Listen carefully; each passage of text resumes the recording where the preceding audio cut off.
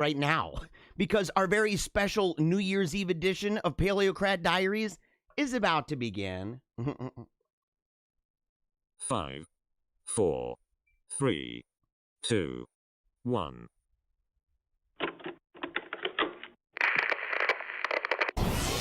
They ain't never seen nothing like this before. Lit the room when I came through the front door. Ask me if I should overcome, what for? Train in the trees, please walk my sycamore. Touch burning sands, cross lands, and stormy shore seasons in the year, yeah. Ain't no challenge for champions and chain no fear. Yeah, the championship. Good morning, everybody. What an amazing day it is to be alive. And you want to know what's kind of crazy? Is that today is New Year's Eve. And I'm really excited about that. I'm really sorry. Again, I called somebody. One of the things that I want to figure out for the new year, and I'd like to just say, you know, we got to just settle it once and for all, is the internet connection of the show. I know I complain about it every day, and I get really, really mad about it. But the truth is, I hate seeing the disco lights. I hate it, and that makes me even angrier, to be quite honest with you. It actually makes me really angry, not, seeing disco lights, because I love disco lights. So if I see it go red, green, blue, orange, and all the different colors, and I'm like, oh no, it's not looking good right now. It's doing the glitch thing. It's going to make me super, super, super angry. I get really upset about it. In fact, let me see what happens if I drop that bugger off. I kind of like this black too, by the way. I like the Wolfpack. But you know what? We got to start just something new here. We got to start something new. We got to start it because we are facing, I don't know, less than 24 hours, and we're going to be at 2021. How does that feel, by the way? How does that feel to be that close to 2021? To be this close, in fact. We've had quite a year, haven't we? It's been a really crazy thing. 2020 was not what I expected. Let's put it that way.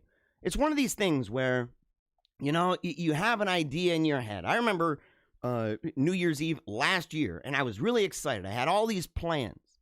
I knew what I wanted to do. I said, I'm going to go ahead and I'm going to make a real difference. I'm going to be going to church every single morning. That's what I was going to do. In fact, I'd been doing that for a while.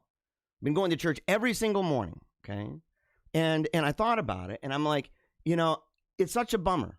Because it wasn't long after that, and I was being good about it. I was going every single morning, and it wasn't long before all of a sudden we're told, you can't go to church anymore. You can't go to church anymore. And starting your day that way and getting in that groove, and I've been doing it for a while, getting in that groove, doing that every single day, what a great way to start your day, am I right? You start off with church, you start off with the readings, you start off with the prayers, you start off with the sacraments at the Mass. The rest of your day is golden. The rest of your day is amazing. It's a way to just get things, boom, right out of the gate. Right? That's high octane. That's pedal to the metal. And all of a sudden, boom, out comes coronavirus. And out comes the response from the government about coronavirus. Next thing you know, you're not allowed to go to church anymore. Church is caved. That makes it even more depressing. School starts shutting down. That makes it more depressing. Everything you're watching to see what's going on, you're kind of forced into this tunnel in order to see, well, what's the future got in store for me? I don't know, today. So you go and you look and you try to figure out what's going to happen. But everywhere you look, you got to go to see. Everywhere you do that is just pummeling you with the craziest and scariest and most dystopian images. Together apart. Contradictions. Extreme contradictions, Together apart. We're together apart. Stay at home. If you love people, don't be around them. Don't hug them anymore. Don't kiss them anymore. Don't go to school anymore. And all of these things that they're telling us. And it was depression upon depression, layers of despair. And I was totally distraught. Totally. And the thing is, it's one of these things, looking in hindsight, that no matter how bad it got, I could have always just simply looked at the crucifix. I could have always looked at the dying man. I could have always looked at the Agnus Dei. They went through all of those things and took away the sins of the world. Went through way more way more than any of us ever have. And I could have taken consolation in that. I could have taken it. That doesn't mean that it's not a problem, but it means I could have handled it differently. And in hindsight, I know better. It's one of those years, in fact, almost the entire year. You can go back and look and say, in hindsight, I wish I would have done some stuff differently. And we're going to talk about that today. But before we do, here, let me go to my little cam. Let me go to my little camera. All right. It's okay. And my son talked to me, by the way, about this. He talked to me, he said, man, you got to fix that. You got to fix it up, man. You can't be doing that all the time. You know, because it does look like one of those tuning forks, just kind of floating in the air. People are like, is that a real microphone? It is a real microphone. Yeah, I mean, but look, I mean, it's obvious. My coffee's coming out from another dimension. You know, that's the way this works. It's the way this works. Oh, man. So, all right. So before we move forward at all, I just want to go, first of all, I want to thank all of you. And I want to thank actually the people. I don't do this enough. You see all these things, man, people doing, you know, happy-go-lucky stuff and all that. There's a lot of channels on here where they are mainly for prayer, okay? There's some of them, you know, I don't know if it's Catholic Live. Is that where you guys are watching? Catholic Live. There's different ones about the rosary and stuff like that. And they tune in. It broadcasts over there, and a lot of the videos, you know, they go in and it's affirmative because they know that the videos are uplifting. They know that most of the videos are really just about prayer or the Mass or talking about Scripture, things like that. And so they go in, and a lot of people from other countries. I mean, this is people from all over the place. And so, you know, to see this is, to me, a very exciting thing. But a lot of times they don't engage beyond that. And I just want to say, thank you for your prayers, by the way. Thank you for tuning in. I would love to engage with you more, but I'm really grateful that you follow channels that we are on. And I'm very grateful that even for the brief time sometimes that you come in just to say, I'm praying, right? To say that we're all in this together sort of thing. That I'm really grateful for all of that. And so, yeah, I just wanted to say that because I don't know if I've ever just said thank you to that crew of people. If for no other reason than we're not really talking. And so I've never just taken that time, but I really sincerely mean that. And I'm really grateful for all of the different channels that this show is broadcasting over. Because we're on, like, I think today, 21. We're on 21 different channels. So, all right. So going into the comment section, no matter where you are, if you're on Facebook, YouTube, Periscope, Twitch, DLive, and by the way, Periscope is going to be done not too long from now. It's going to be just kaput. And so you got to make sure, okay, that, let's see if we can do this. Oh, no, I don't want to zoom in. Okay. Make sure that you follow us on Twitter, okay? You can follow me. I'm Paleocrat because Periscope, Twitter's going to be getting rid of that in March. And so if you're accustomed to viewing this on Periscope, you're going to have to just view it on Twitter. I believe it's just going to be the same thing. They're just going to scooch it over. But no matter where you are, if you're tuned in and you are watching, you can comment. And if you're commenting, I can see it. And if I see it, I might engage with it. For example, you got right here, right out of the gate, Maya Han. By the way, Maya, it is really good to see you. We missed you yesterday. We were wondering what was going on. We were wondering about a great betrayal. We weren't entirely sure. We had our eyes on you. We're like, oh no, she ain't coming back. What's going on with that lady? What's going on with that woman? You know, but she's here right now, and she says, there he is. Good morning. Good morning to you. I hope that this show brings you a great deal of joy and satisfaction for the rest of your day. I really do. And so, yeah, again, good to see you. Welsh says, Sam Walton would be ashamed of Wal-Mart now. Totally true, because the thumbnail to the show, we're going to be talking a little bit about Wal-Mart. It's kind of funny, because I give topics to the producer of the show. I give topics, right? He is the power of the beat, Jonathan Ross, over at Holy Faith Media. I give him all the information, so he has it. And he picks, of all the different topics, he picks a topic that he thinks is going to, attract different people. And so today, that's one of the topics that I'll be talking about, is about Wal-Mart. And it's going to be in a greater conversation overall. We'll probably talk about that at the end of the first hour. So that's going to be part of that. But yeah, Sam Walton would definitely be ashamed of the way Wal-Mart is right now. I mean, for all intents and purposes, it is it's no longer an all-American store, but the people that shop there are robustly America, and yet that very group of people that shop at that store are the very people that apparently, if social media indicates anything, they kind of hate them. And I think it's an evident thing by seeing the patterns of behavior that Walmart has, not only in the way that they treat their employees in the cities and towns that they land in and everything else, the kind of demands and expectations that they have, but also in the kind of goods and services they actually provide. It's basically China are us. And so it was like 98% of their goods and services come from China. And they're like, but they're cheap. And you're like, yeah, I know. That's what happens when you have slave labor. That's what happens. Oh, boy. So, okay. Yeah. Phil Morgan, good morning from sunny Denver, Colorado. Is it sunny there right now, bro? Is it sunny over in Denver? I wish it was sunny here. Well, no, I take that back. I actually like the snow, and I kind of like it gloomy. No, it's just one of those things. Especially when there's snow, because I get real sensitive to, snow blindness and stuff like that. I'm blonde-haired, blue-eyed, man. I'm totally like, I'm a little version of Thor. And so, but my eyes, I'm like, no, like the sun blindness is killing me here. How many of you have that, by the way? How many of you during the winter, you go outside and the sun's beaming and it's really bright and beautiful and you're like, oh, what a great day. And you walk outside and it's gleaming off of the snow and it's beaming back at you and you're like, and you're trying to look. And tears are streaming out of your eyes, and people are like, you okay? You're like, I'm good. I'm fine.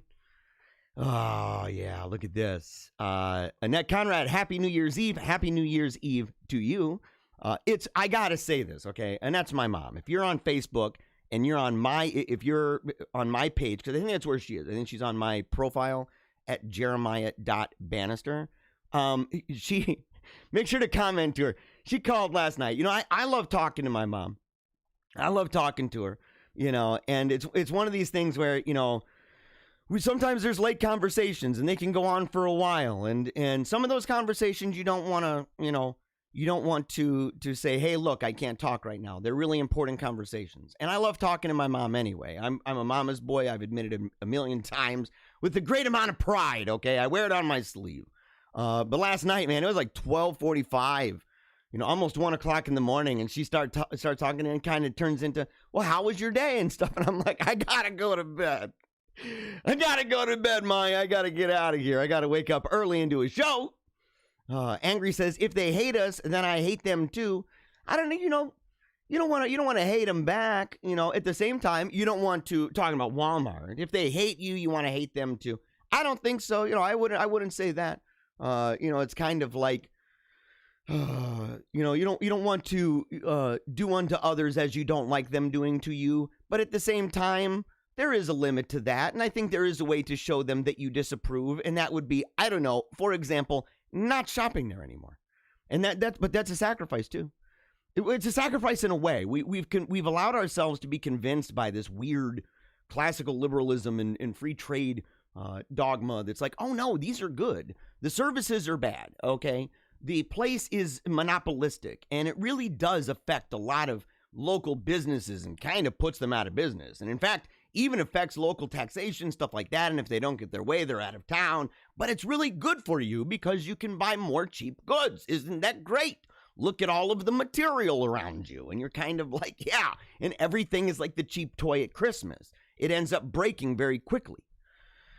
And it's one of those things, would you rather have a lot of things that are super cheap and dumb and cost a bunch of American jobs and are peddled by a group that literally does not like you? Or would you rather simply sit there and say, like this person, it may cost a little bit more, but it's actually put together by somebody who's planted in the town, whose identity is around here. They aren't one of those folks that says we have no flag.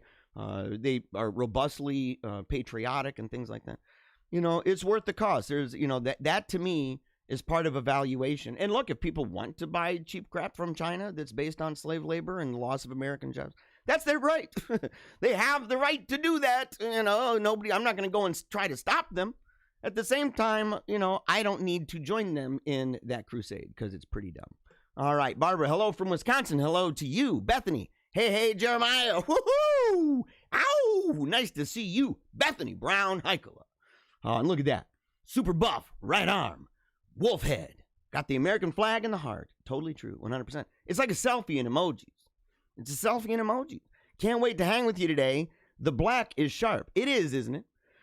It is, and I was thinking, why not just keep it that way, I'll just go ahead and just, I'll keep the black in the background sometimes. I don't need the GIF running all the time. And I think it might actually help with some of the CPU on the computer. We'll see. I talked to Adam, by the way. That's Bethany's beau.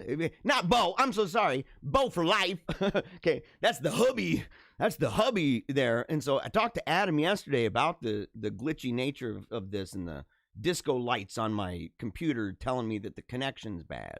And that's why it stops and it drops frames and stuff. And I talked to him and he's like, look, dude, you got a professional setup. You've got a green screen. You got a professional Canon camera. You've got this super fancy microphone, all these things. And he says, but yet your computer's like a 2015 with an i5 processor. You get what you got, man. He said, for $1,000, I could do this and that. And I'm like, for $1,000, man, dang son. I'm working on it, man. We're gonna figure it out. That's one of my resolutions, actually, is to say, got to take care of the business. Got to take care of the business and try to figure out ways to make it better, so that we don't have that anymore. Because I like that crystal clear feel. I like the crystal clear look. I like to be able to move around and not ever be like. Because it's always the dumb faces.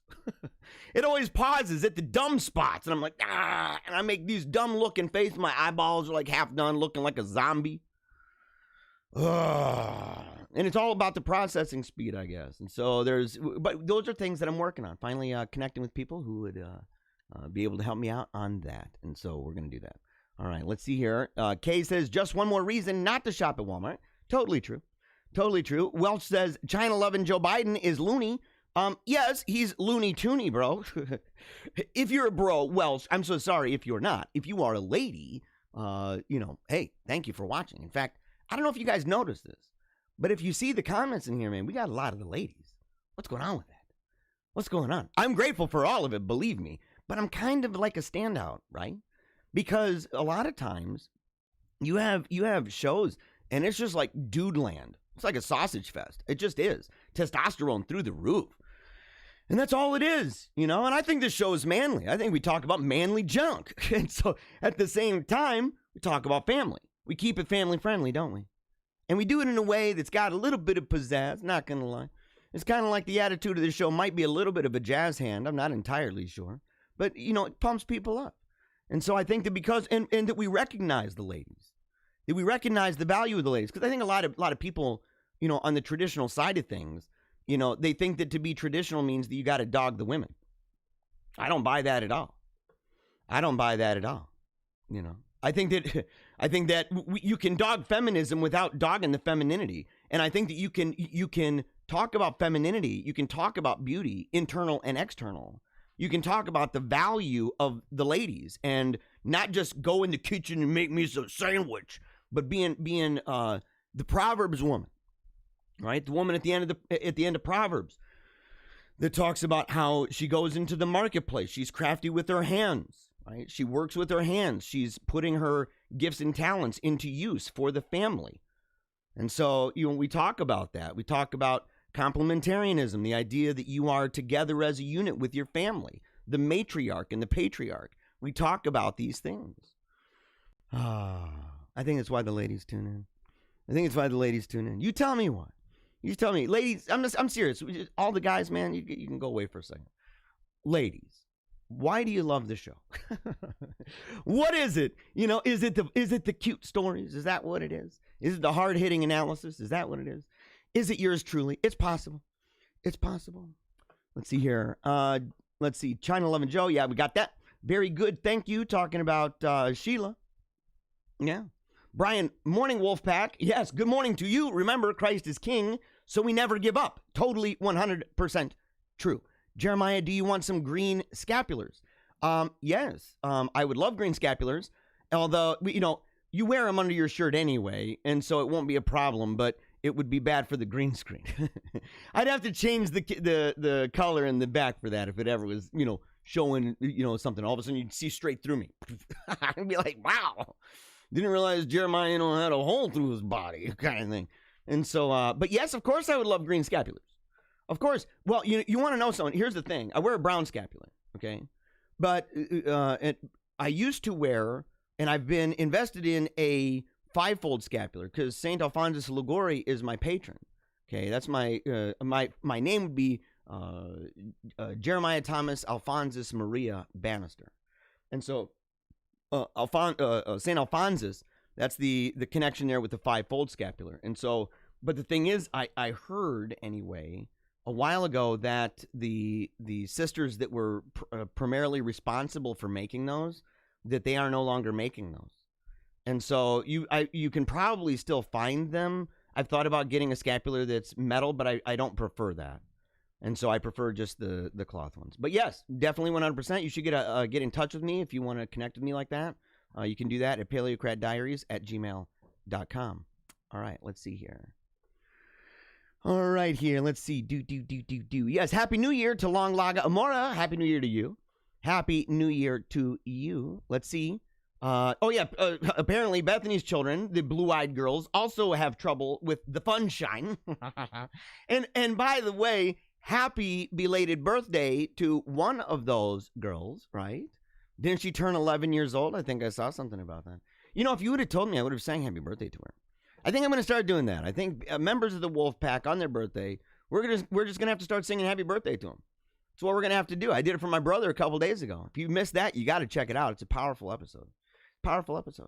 See, I love hanging with the people on the Jeremiah page. We're some cool wolves. Yeah, so if you go over there, you can talk to all of the other people that unite on that page. And there's a lot of people. They've been, becoming friends, in fact. It's pretty amazing. Mama's boys unite. Yes, it's true. TA says, I remember when Bush Sr., the head Satanist himself, introduced Sam Walton to a group of people. It was never an all-American store. They were always greedy and used slave labor. I thought that back, before he reached that place, right? Before he reached that place, the earliest days of that, it's kind of like I've seen other stores where it shows the business when they began. It's like a mom and pop shop, super duper small. Maybe he was a New World Ordite back then. I'd like to hear more. And I'm not putting a lot of stock into that. I am, however, saying that there was a shift in the way that the enterprise operated once free trade was, what goes by free trade. I have a lot of libertarian friends that are like, NAFTA's not free trade. And I'm like, yes, and the rainbow's not gay, right? And so you can do that all day long. I will still accept that as an argument, okay, for the same reason that I accept that the rainbow's not gay. But when the free trade deals came around, you started seeing major changes in the way the huge businesses operated. And it just increased, just like a rocket to monopoly land. And, you started seeing just businesses falling apart. Yeah, there's a documentary on that, by the way. Let's see. They take life insurance policies out on their workers like the mafia does when they give hard money loans. As I said, people, they don't even know the kind of stuff that goes on with Wal-Mart. And it's weird because the people who support them are the very people, and they, to be honest, to be fair, I don't think it's that the people that go there all the time, that they have to, they choose to. We're in a materialistic age. And so people, they want the goods, man. They want the Tinker Toys. They want the stuff that glows, and they want to have more little objects and everything. And then they're wondering, man, my house is filled with trash. Like, I know it is. It's filled with trash. And not just, because there's a lot of stuff, but because the lot of stuff that you have is actually garbage. That's why. Let's see, someone says, yes, I am totally jazz hands. I am the jazz hands, right? Like my whole personality is like, woo! Yeah, man, big time. Let's see. Green, can you just stay in your one or the one that I'm wearing right now? Green can just stay in your one you are wearing, I'm assuming is what you're saying. Yeah, okay. Yeah. Brian, going to send up your cursive smoke signals to howl at the sun tomorrow to start 2021. Here's the thing, dude. I don't know if we're doing a show tomorrow. I've thought about it, and I'm like, I don't know, man. I don't know. And if I did, it would probably be an evening one. No, I can't, because I have an evening show tomorrow with Paleo Cheese. It's going to be, it's going to be a thing, because tomorrow is the live show. Okay, so, I've been working my brains out for that. Tonight, there's going to be part 2 of the episode. It's going to be the greatest horror films of all time. And by the way, if you go online and you check out Paleo Cheese, you'll discover that there's kind of an open, this is horror. I think it's thisishorror.com, I think. They have an annual event where people are able to nominate their favorite podcast for different things. We are not a horror show, but we have talked about different ones. Like we talked about the scariest movies. We talked about those, like what are the, and lists that were online. And dude, you guys will be just amazed at the stupidity of some of these lists. And these are big ones too. These are big name places that are like, oh, these are the greatest horror films. And you're like, what? Are you serious? Those are, no, not even close. So I'm not entirely sure. Last comment before we move on. You are a complete host package, from the funnies to the serious and everything in between. You get news, truth, humor, love. You do an amazing job. Oh, I love you. I love you. I'm serious about that. Like, I love you guys. It's one of those things, I love getting together. I love waking up in the morning and doing this. Somebody asked me, man, they're like, dude, you're really excited in the morning. Or, I hope you have a good morning. And I'm like, you don't ever have to hope this. I mean, I'm grateful for that, but you never have to hope. Because the truth is, I always have a great morning because my mornings begin with you guys. It begins with taking a knee for Jesus Christ. It begins with waking up and seeing all of my family. It begins with seeing that I have yet another day. I've opened my eyes. I'm still alive in this amazing world that God has made. And I believe deep inside that we were made for this time. And I'm surrounded by people like you, tons of gifts and talents, all different sorts of ones, that together create this thing we call the wolf pack, that howls at the sun every day, resolved to do our absolute darndest every moment of every day. And I'm thinking, boy, oh boy, is there a better way to start a day? You tell me, is there a better way? Because I love it. And I'm glad that more and more and more people every single day are tuning in and feeling the exact same way. I'm grateful for all of you tuned in right now. Grateful for all of you. All righty here. This is a funny one. I don't, to be honest, I don't do enough with, when it comes to, when it comes to Babylon Bee. I mean, that's just true. I just don't. I don't do enough. And it kind of bums me out. Because Babylon Bee is a great source. It's a great resource, isn't it? Don't you love it? So right here, it says, Babylon Bee, this was done on December 29th. Man has a few days left to be a disgusting slob before completely turning life around on January 1st. And look at this guy. They found him like that. He's like, look at me. I mean, it looks like he's having a little bit of fun, right? He's starting his day off very badly. You're like, well, what did you do this morning? Oh, I ate popcorn and donuts. By the way, does popcorn and donuts sound like a good mix? I don't know about that. And beer? Beer and donuts? Beer, donuts, popcorn, and what else? That looks like crullers or something in there. What is that? He's got cookies in there. Okay. He's wearing sweats. That's not a good sign. He's wearing sweatpants. And what is that object behind him? What is that thing? Looks like some kind of weird playpen, doesn't it? What is that? Okay, Kansas City, Missouri. Oh, no. According to sources, local man Jason Greenman is enjoying his last few days of living like an utterly debased and filthy slob before his anticipated turnabout comes on January 1st. Okay, look at this. This guy, he's struggling, right? He is struggling. It says right here, yeah, January 1st. That'll be my day. That'll be the day my life changes forever. I know people that do that. You know, that's like, that's a weird kind of superstition, ain't it? It's one of those things. Oh, man, I'm going to do real bad. I'm going to eat real bad. I'm going to smoke real bad and drink real bad. I'm going to do all the things that I should not do. Be the laziest guy in the world. And then tomorrow I'm going to wake up motivated to rock it out. And you're like, no, you're not. You're not going to do that. I don't know why you thought that would ever work for you or why that would actually be a good idea. But I can tell you right now, you are probably wrong. And by probably, I mean somewhere in the range of, 100%. 100%. Or okay, it's like, no, you're off by, give or take. I'm like, okay, I got you. 99, I got you with that. Let's see here.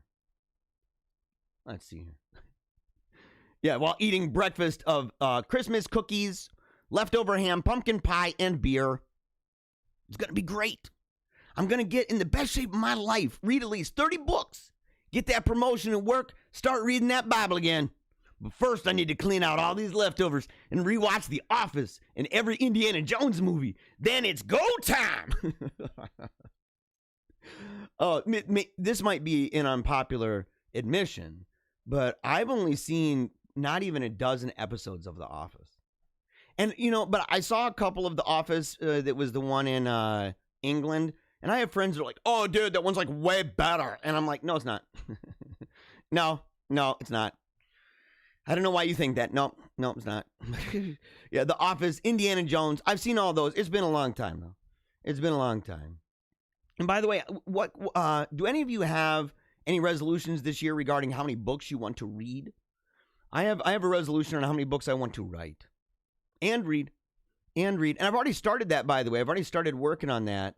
And that way it's not like I'm like, oh, I'm going to wait till the first. No, I'm trying to make just a habit in my life and to take certain things out. It's not just like, well, I want to add to all the things I'm doing. I want to add, a book a week or something like that, I'm not doing that because I'm not the fastest reader in the world.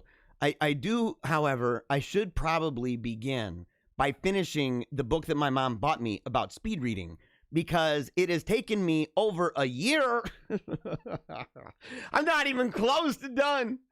And worse yet, I barely put in practice those things that I've learned. Like, for example, one of the things that makes you, not only you're reading the speed of it, but the comprehension is how many times your eyes move across the page.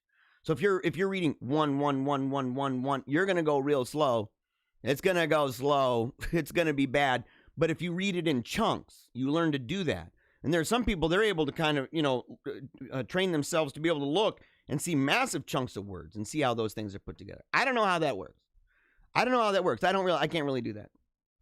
Let's see. Sources say Greenman spent the last 11 months building bad habits, which he will instantly break without hesitation as soon as the clock strikes midnight on New Year's Eve. Oh, yeah, sources say that. Yeah, experts. Dr. Fauci, maybe. It'd be one of those predictions along with the other ones that he's been, really wrong about. Let's see. He's prepared for the big day by fishing his old gym shorts from the laundry so they'll be ready for his first life-altering workout. My life will never be the same again, said Greenman to his wife while smashing an entire pizza. Local news crews will be on hand at the local gym at the beginning of the year to chronicle Jason's epic journey to total competence, health, and manliness. There will also be food trucks waiting outside just in case. It's like you're like the whole news. Can you imagine everybody was like following this guy and the news is following like, oh man, we're gonna make sure he's waking up and he's like, oh, it'll start tomorrow. I'm pretty hungover. The next day, sweetheart, I thought I asked you to clean my shorts. You didn't put them in the laundry. I'll do it tomorrow.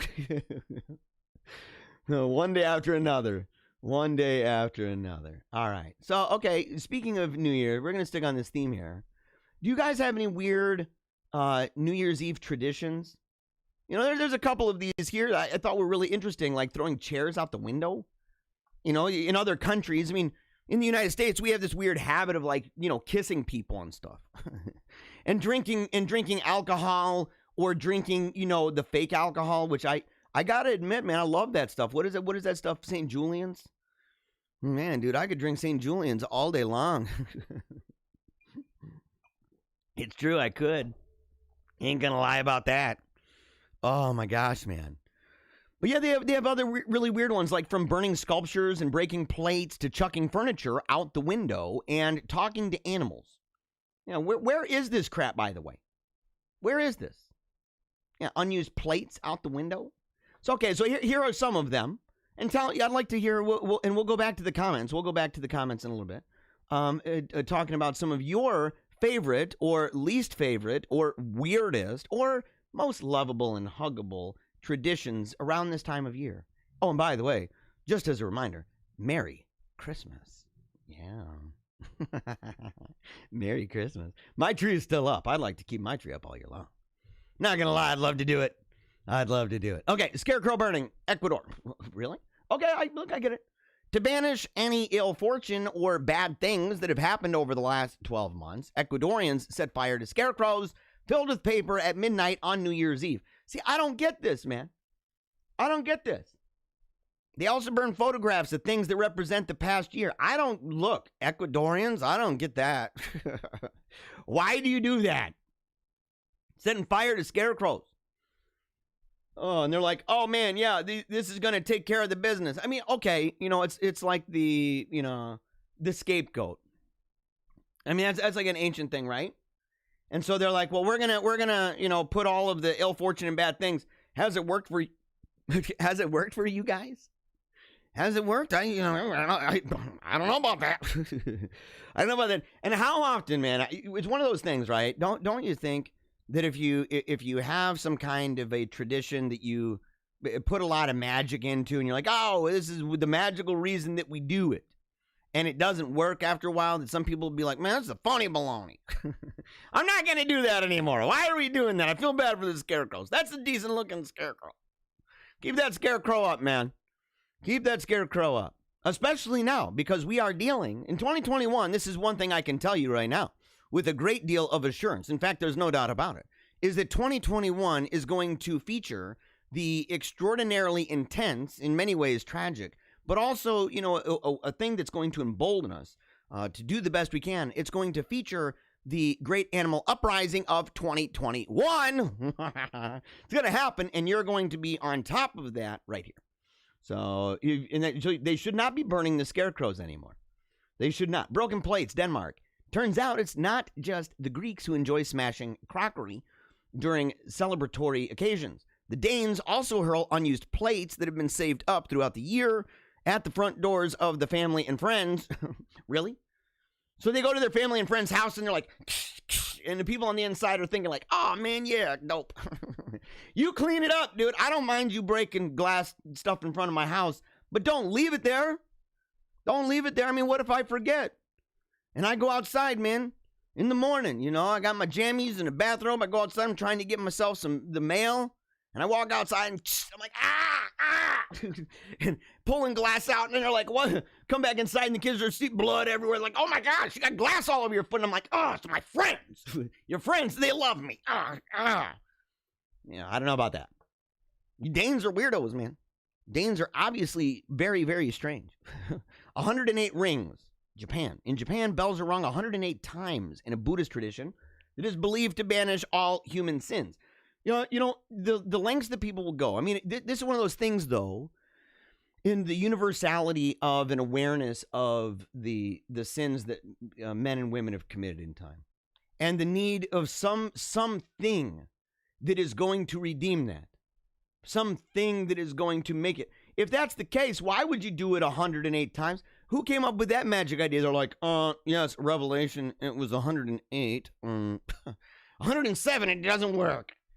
Doesn't work, guys. 109 worked too much. Like why? 108. I know there's a symbolic reason for this, right? Of course. There's got to be a symbolic reason. At the same time, it goes to show, number one, it's super powerful and important that all around the world, people are cognizant of the fact that they sin and that they desperately need the Lord, that they desperately need some savior. They need that. They need a way to banish their sins. Okay, not just in an afterlife, but also for ancestors, things like that, but also in space and time. and that there are things in space and time that must happen in order for this to occur, because they understand the impossibility, the vanity of hoping that, well, it's just going to go away. It's an extraordinary thing. And you can see the futility of so many of these other ideas on how that works in space and time. And you go, yeah, we have the incarnated God that came down, the Agnus Dei, takes away the sins of the world. Have mercy on us. And it's one of those things. It's the power. It's the power of God's creation. It's the power of the incarnation. It's the power of the resurrection and redemption that is offered through Jesus Christ. All right, round things in the Philippines, hoping to bring prosperity and wealth for the year ahead. Filipinos. So is that actually a word you're allowed to say still? I've heard you're not supposed to say that. I heard you're not supposed to say that. I don't know. Maybe I'm wrong. You know, what else would you say? I guess it makes sense. That would be, you're a Filipino. Surround themselves with round things. Really? Yeah, even to represent coins and wealth. So just round stuff. You're like, grab the donut from that guy in the Babylon Bee story. Grab a donut. Grab one of those like toys you can get out of the little machine. You turn the little knob, put in a quarter, turn the knob, and out comes a little plastic thing, that's got one of those sticky hands that you can fling against a wall. You know what I'm talking about, guys. Come on.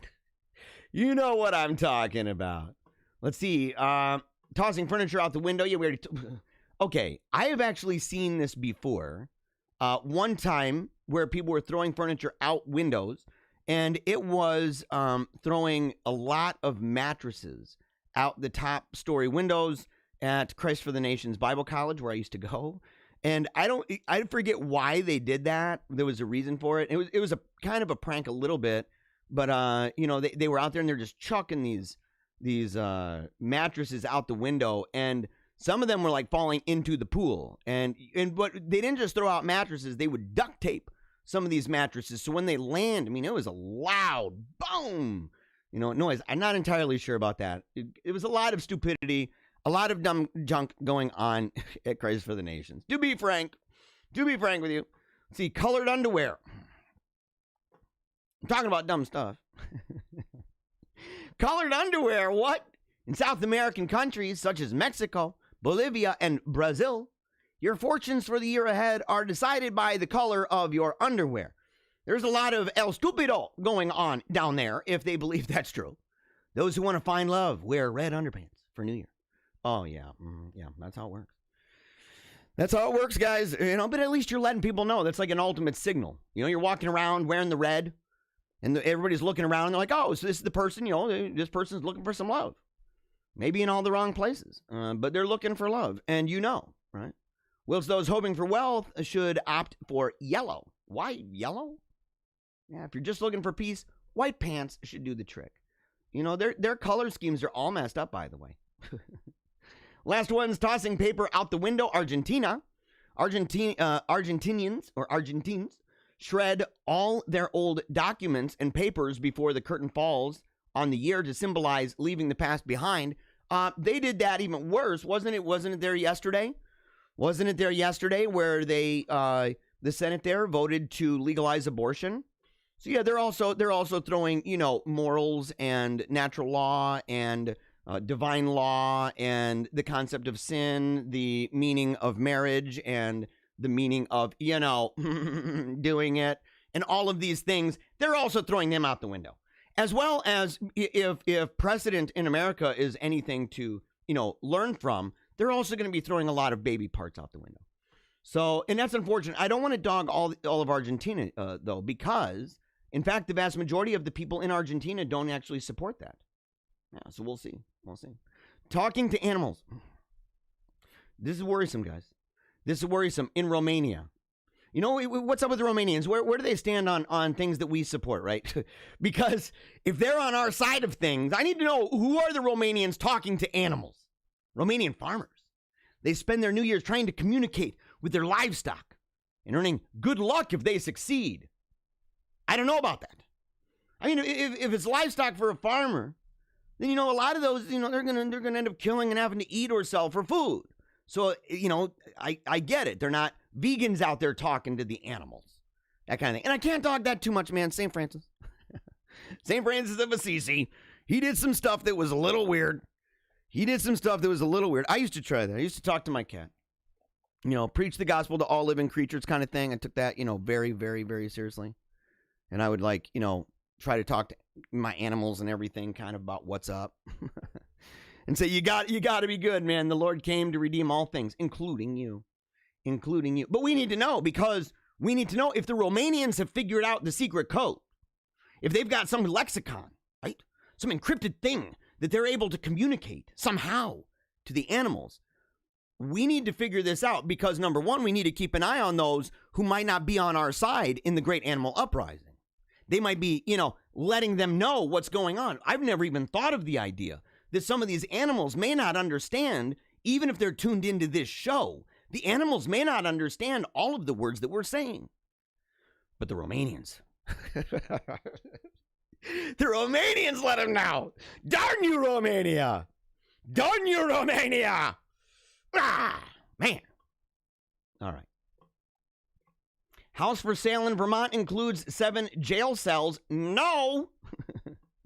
I don't think so. No. This is not good. This is bad. Do not buy this house. You need to get out. If you go and check out a house and you're like, okay, well, how about you come downstairs? And you go downstairs and like, well, these are the 7 cells down here. I'd be like, sweetheart, we got to get out of here. I don't know, though. It might be a good way to, the kids are naughty. The kids do bad. Or the animals are, eat the food on Thanksgiving. You chuck them down here.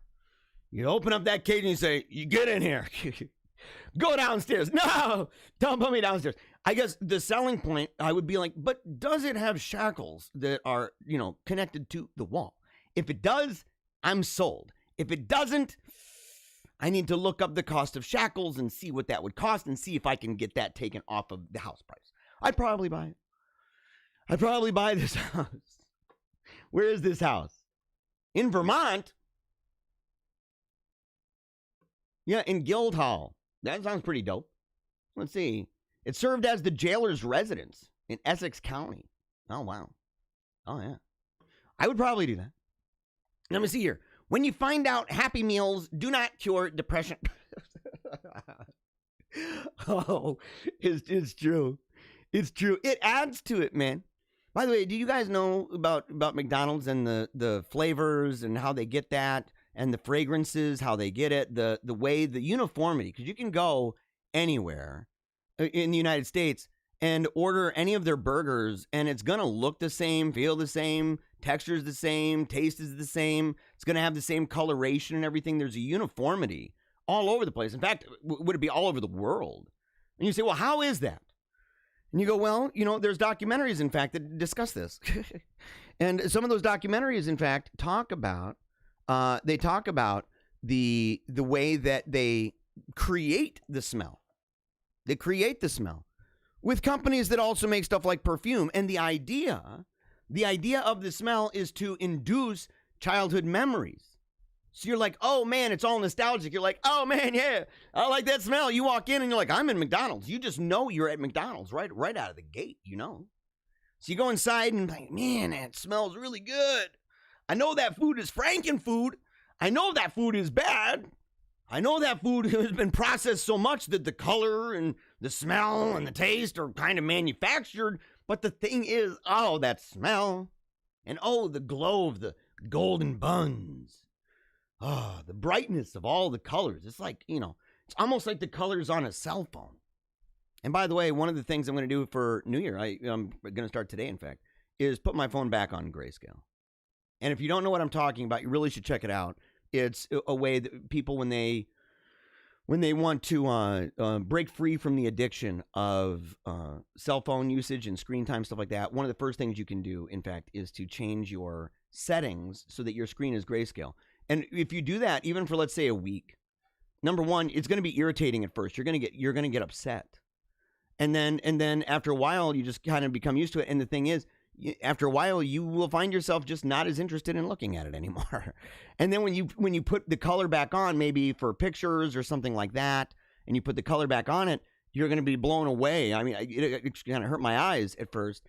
And I started to see like how Strangely unnatural those colors looked. I'm like, wow, these are really weird. Horde of vengeful animatronics breaks out of closed down Disneyland to attack Governor Newsom. If only. If only. And what would happen, guys? Where would we be? Where would we be if we had gotten to a place in society where animatronics came to life and started chasing us down? I'd be especially worried, man, of those museums and stuff that have the really old animatronics from, what was that place called, man?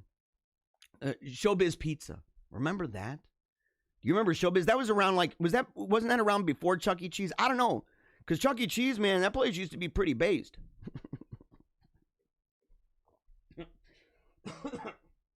Chuck E. used to be pretty based. He used to smoke, and he had rebel flags, man, all over the place. He was a good old boy. Didn't mean no harm, man. He just wanted to have a good time with some pizza and fun. And he looked kind of creepy. I mean, I ain't gonna lie. But what's creepier? One that looks kind of creepy but is based, or someone who looks like they're not creepy but ends up having, really weird propagandistic propaganda-styled commercials and stuff like that for children that make them feel like their life will be satisfied if they go. Isn't that all, commercials for kids, though? You'll be so cool. You'll have amazing fun. Yeah! And you go, and the kids do have fun when they go there. But it never matches the expectation. And they're always wondering, where's Chucky? Where is Chucky? At least Showbiz Pizza, they had it set up. Remember, they had it set up. You had what was it, a bear? You had a bunch of different animals and creatures. It's almost like if the Imagination Land or whatever from Mr. Rogers, if that neighborhood back behind the wall and stuff at his house, that weird place, if those things became very large and formed a band and had started selling pizza and stuff, that was basically what it was. Basically what it was. But apparently they're chasing him down. They've had it because look, I mean, this kind of plays into the recall, by the way. There's even former governors that are talking to him and saying that he needs to basically create an office that's going to go after and in fact even smear those people who are trying to do a recall effort. I mean, that's politics, man. They got to know. They've read Machiavelli. They have read it. Yeah. You should too, by the way. You should too. You should read Machiavelli. You should read The Prince. And not just The Prince. There are other books, in fact. In fact, it can be a little bit confusing because everybody, recognizes that book and they don't really understand his beliefs regarding, for example, republics. Let's see. Mom left in stitches by adorable note that she finds in daughter's bedroom. Okay. Oh, it's a TikTok. I don't think so. And I've been told I can't play it. Oh, yeah, TikTok. This lady's no way. I'm so sorry. This is all staged. Can you guys believe almost anything that comes out of this stuff? If you see it on TikTok and you're like, I just found a note on the door. It's like, no. They did that because you're TikToking. Or you had them do it for your TikTok crew. I get it.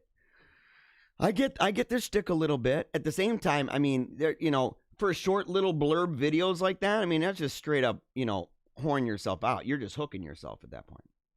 Let's see. TikTok decorated my daughter's bedroom, left the room for a minute, and came back to find this note for her tooth fairy. Oh, let's see. By the way, do you see how small that door is? Dang. What the heck? Is that a door? That's the worst door I've ever seen. Is that a door? I might need to actually open it up now. Let's see. Can you please, can you move your door so my mummy can decorate things? Oh, okay. So this is the door for the tooth fairy. Can you please move your door so my mummy can decorate? Yeah, because the kid's like, this is stupid, Mom. This is really dumb, Mom. Oh, another person. Yeah, a third person replied. So there's 3 people replying to this. And I hate how sometimes Mir will do that. They'll share a video from TikTok that doesn't have hardly any views, and they'll be like, let's make sure that Paleocrat shares it, and then it's going to get a bunch of views. And I'm like, dude, I don't figure it out till later, where it's one person commented, another agreed, a third one replied. And it's like, what? Is there, how many people? And you're like, oh, it's like a family. There's 12 people that did it. I'm like number 13, and you guys are all the rest. I'm bringing in, like, they know that I'm a Trojan horse. They know that I'm a Trojan horse. I come in and I'm not alone. I'm not alone. I got a whole wolf pack with me. And they're like, oh, no, yeah, look at this. We got him. And I'm like, I didn't show your video. And my, dude, the wolf pack, they ain't watching this crap. They ain't watching this crap. You guys know better. Yes. When Bae is mad, but you know she ain't going nowhere. Oh, no. How many Baes out there not happy about this meme? Ladies, look, is this a little bit true, by the way? And is it true vice versa? Is it true vice versa? Could you do a picture where the husband's really mad at you and he's really upset? He's like, rah, man, I can't believe you did this, lady. I can't believe you did this, woman. Why'd you do this? You didn't talk to me about it. You know, you went and you bought a bunch of random crap. Why'd you do that? Do you ever kind of look them in the eye like, like, you know, man, they're hooked. Them boys are hooked. They love you. It's totally true. Ladies. Oh, and it's over. It's over. Well, that makes sense. Okay. Yeah. All right. That makes sense. Okay. And let's see here. Man. Buddy, here we go. Let's see. Do. So back to the comments. Then we're gonna go to the Wolfpack song after this. And so you got to make sure, get your coffee right now, okay? Because we're moving on to the next portion of the show. We're cooking along here. You know, I don't know how long this is gonna go on. Not entirely sure. I got things I got to do. You know. And so today's gonna be another busy day. It's one of those things. And I might make some videos. I'm not gonna host a show. I thought about it. Like, oh, at night I'm gonna host a show on New Year's Eve, and just party it up and have a good time and everything else. And I thought, no, not in the mood. Not gonna do it. Sorry, guys. And so, I just want to enjoy the evening. But I may do some kind of, small videos, things like that, quick live videos. May post something. We'll see. Paleocratdiaries.com. We'll see. Not entirely sure. But make sure to go and get your coffee or your tea or your slurm or your water.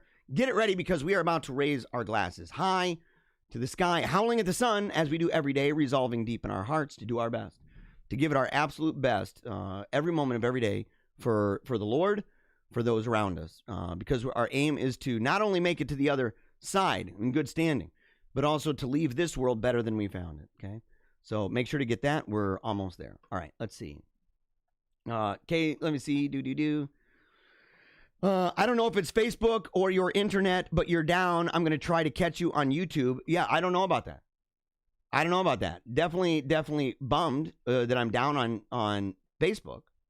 And it might be the internet, man. Sometimes it goes down. Sometimes it happens. Like I said, I need a new processor. I need a new processor because I've got equipment. He told me maybe I could get something where the USB just plugs straight into the computer for a microphone. But see, the thing is, some people don't understand why I need a good microphone or why I need good headphones. They're like, well, why? You don't even need headphones. And I'm like, you don't need to talk. You don't need to tell me what I need, because I've been doing AM FM radio since I was like 15 years old. I grew up in a house with some of the best, sound equipment. My dad had all that Macintosh home stuff, equalizers, everything else. It was amazing. Thousands of dollars, by the way. Thousands and thousands of dollars worth of gear. So, we were always listening to music with the best equipment. Headphones, amazing headphones.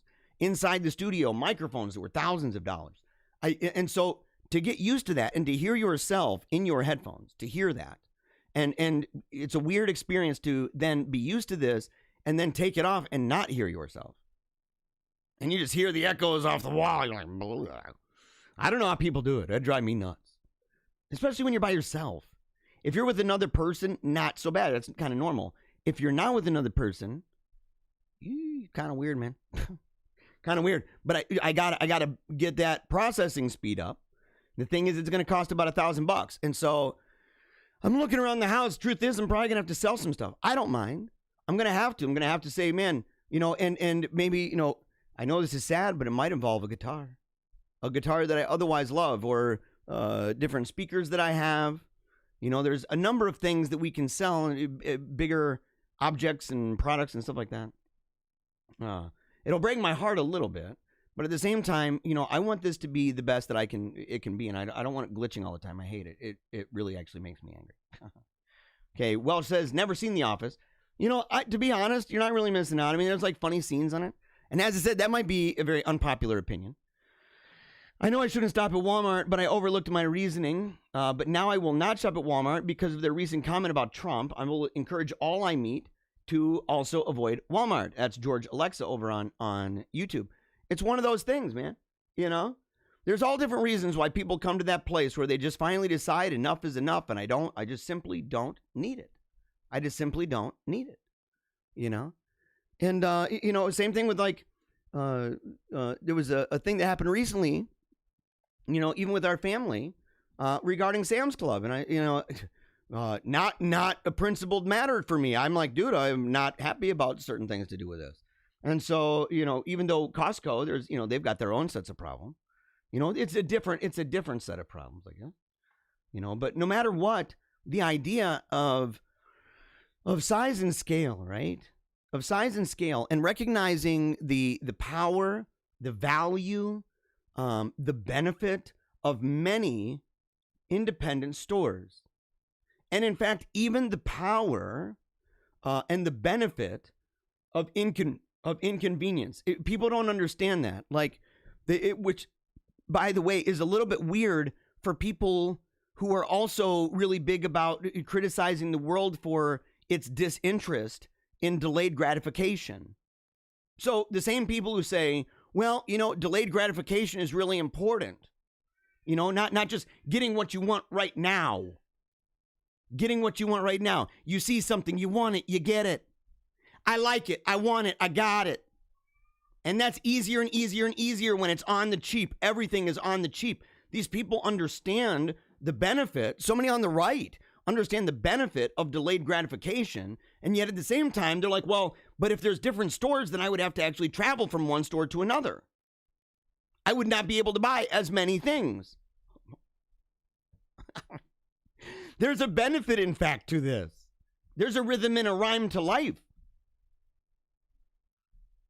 It's not just one thing or another. You say, man, if you have a bunch of these smaller shops, and specialty stores, you have that kind of a thing. Number one, the amount of workers there, the way that workers are treated generally are going to be preferred to these massive stores that treat their workers like crap. How often do we need to hear these stories and these tales? How often? The idea of getting to know the people better, that those people stay longer. They're not just in and out and in and out and in and out, because to the big business, the massive business, somebody quits, they don't even know. They don't know and they don't care. A smaller business, it actually matters. It matters. You can't just be, if you have five employees and one of them just quits, boy, you're actually in a little bit of trouble. And so you try to work with the employee is all of a sudden more, it humanizes employees. It humanizes that relationship. It humanizes the wage. It personalizes it. It's all of a sudden, it's not just, you're just another brick in the wall. It's so funny. There's so many people that are like, on the right that criticize the way that the world is dehumanizing everybody, ranging from masks and other things. And I'm like, don't you see how that's happened economically? Don't you see how that's happened with jobs, by the way? And I don't just want to say this about Walmart. I mean, look at any major store. Look at any major store where you can walk in and you can buy anything ranging from cat food to tires to oil changes to cotton candy or Swedish fish to soft line clothing wear, for men and women and children, all the way to gardening tools and supplies, to Christmas trees, to ornaments, to pharmacy, to cologne and perfume, to magazines and books. It's a one-stop shop. It's a one-stop shop. So your city can have a megaplex owned by a person that most of the stuff that they sell is not even from any of the people purchasing the goods and services. In fact, a lot of those rely entirely on jobs and services that are done that were sent overseas. And you go, wow. And people say, comparative advantage. I say, well, that's the advantage of another country. They can do it cheaper. And you're like, well, wait a second. It's not like, it's not just because, like, if it was a situation where, let's say, coconuts, right? You say, man, well, where are the coconuts? Where are the bananas? Where is stuff like that it's natural to your area? It's something that actually may be a strength of yours. It may be something due to proximity, due to climate, right? Maybe due to national interest. But if you're saying, look, pencils, are you nuts? And they say the same crap about farming in the United States or landscaping in the United States. So it's not just the jobs that go over, it's the jobs that they take when people come here illegally. Tech jobs. It's a double whammy, triple whammy, quadruple whammy. Whammy's all around. And it's all on your head. Boo, boo, boo, boo, boo. And what makes it worse is so many people go, it's no big deal. It's no big deal. It's been around for a while. I'm going to go. I'm going to get it on the cheap. It's okay. Someone says, Stephanie says, eating black-eyed peas at New Year's Eve is one of my Texas friends' traditions. I think they eat black-eyed peas every day down in Texas, don't they? Don't they eat black-eyed peas every day? What's the other thing, man? Okra. I love that stuff, by the way, man. Oh, I do. I love okra. Not gonna lie. CF says he likes Martinelli's sparkling cider. Dude, it's like St. Julian's, I think, right? Is Martinelli's better?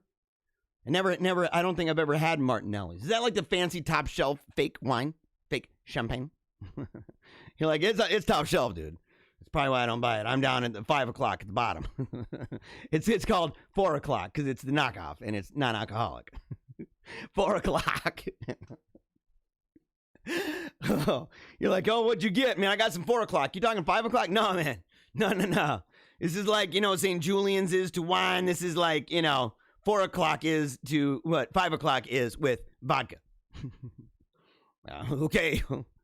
So it tastes like that, but it's, not alcohol. And you're like, exactly. Not good. And no, my picture is not frozen intentionally. It's not. It just constantly does it, man. Like I said, it's one of those things that because the processing speed of the computer that I've got, so I have to upgrade the processing speed or more memory. We're actually going to look it up right now, but it's bad. So I mean, you're going to sadly, there's no way I can actually get around this for now. And it bums me out. I spent hours yesterday working on it. Made a lot of phone calls to people, and I'm sorry. I'm really sorry about that, by the way. Because I started off right out of the gate. Last week, no problemo. No problem. Last week, and I don't know what it was that made this the case. Because I went like a week and a half with no problem with this. And all of a sudden now, my internet's like boo, boo, boo, boo, boo, up and down and up and down and up and down and up and down and up and down. And I hate it because my face will stop. And depending on how low it goes, it might completely freeze. And that's not attractive. Who wants to keep watching that? It's no good. It's really upsetting, man. So I'm sorry about that. I'm working on it, okay? Stephanie says this house has the makings of the best horror movie. Just saying. Totally true. The house with the jail, right? The jail downstairs, yes. Right here. But you just had McDonald's on the 23rd. Bethany talking about I didn't buy it. I didn't buy it. And it didn't make me happy. I did have McDonald's. You remember. I can't even believe you remembered that. Can't believe you remember that. You're good. I love you, Bethany.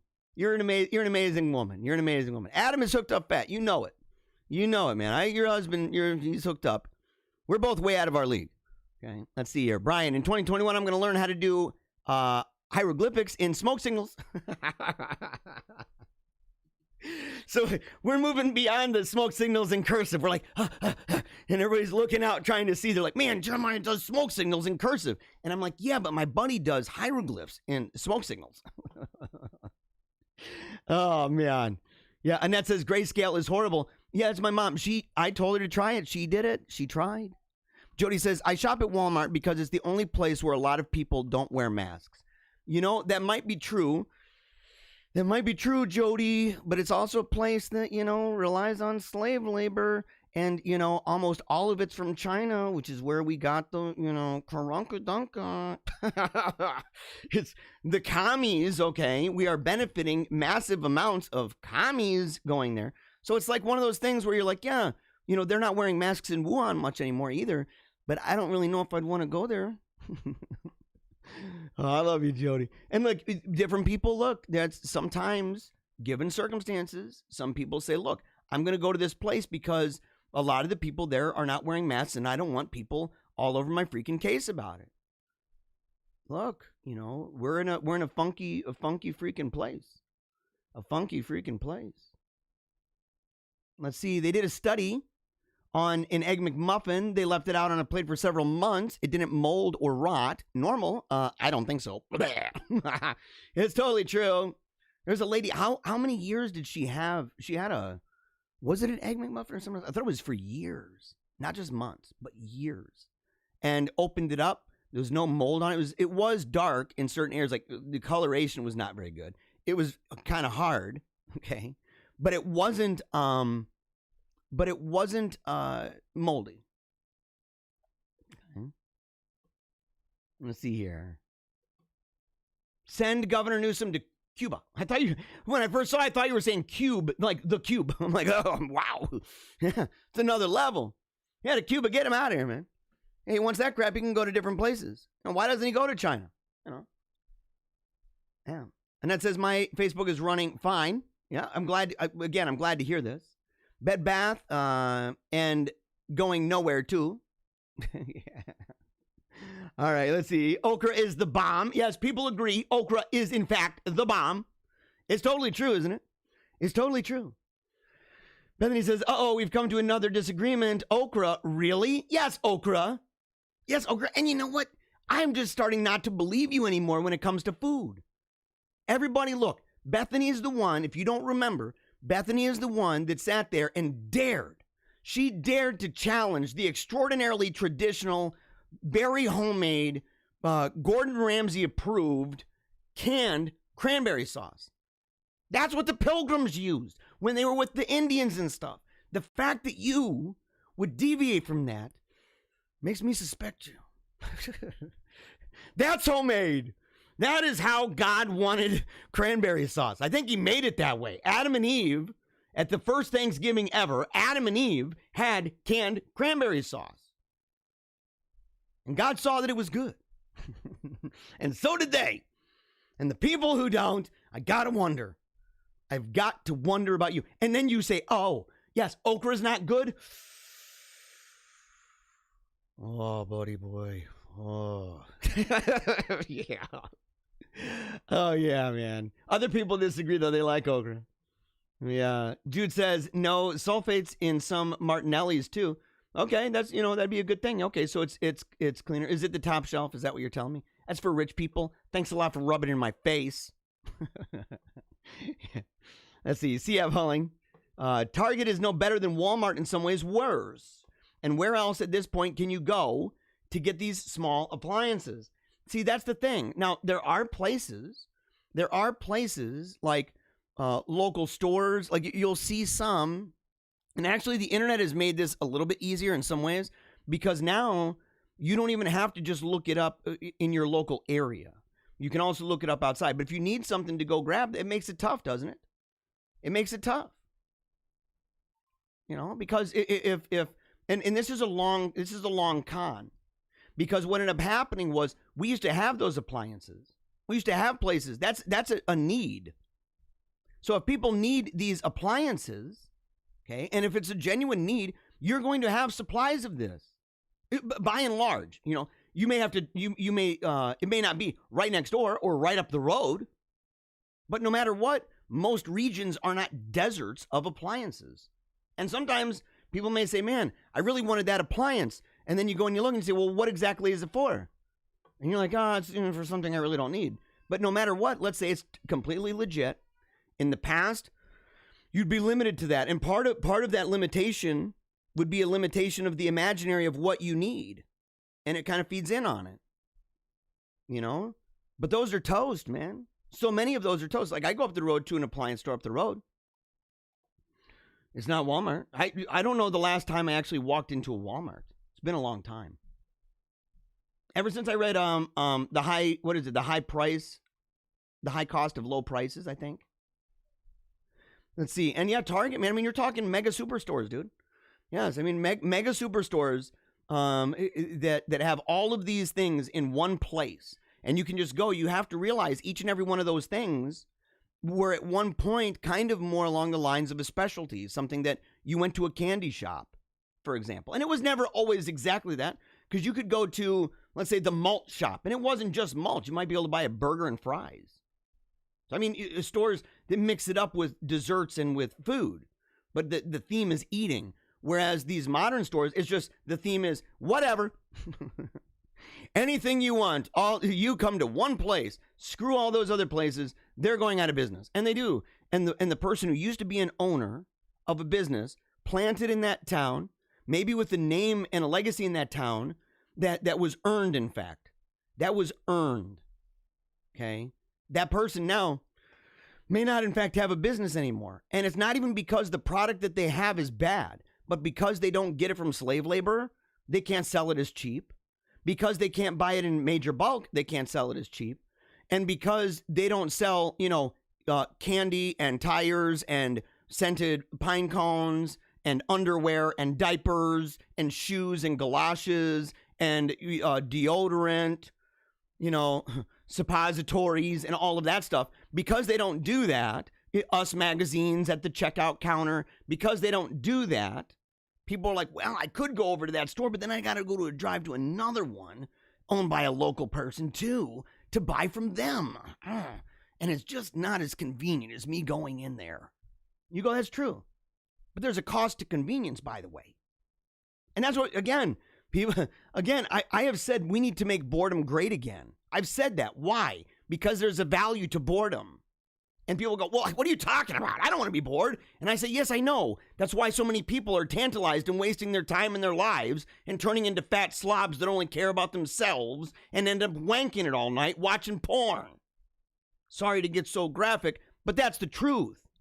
Get bored again. Let's see here. Oh, Zinc Blue. Zinc Blue. Hi, Jeremiah. I like that. The blushy face. I like the blushy face. And the wolf pack with the wolf. That's me. Sweet Harmony. The incorrupt Egg McMuffin. It's totally true. It's totally true. It's nasty. Let's see. Barbara says, I'm going to try to photograph during your Midway hotels. Hotels? I plan to use iPad for music. Okay, I know what you're saying. I plan to use iPad for music background and video for my cell phone since I'm not at work. I'll try to send in a coffee. Oh, I got you. I know what you're saying. I got you. Yeah. Okay. You need to send it in. You've been with me. How long now, Barbara? How long have you been watching this show? We got some regulars.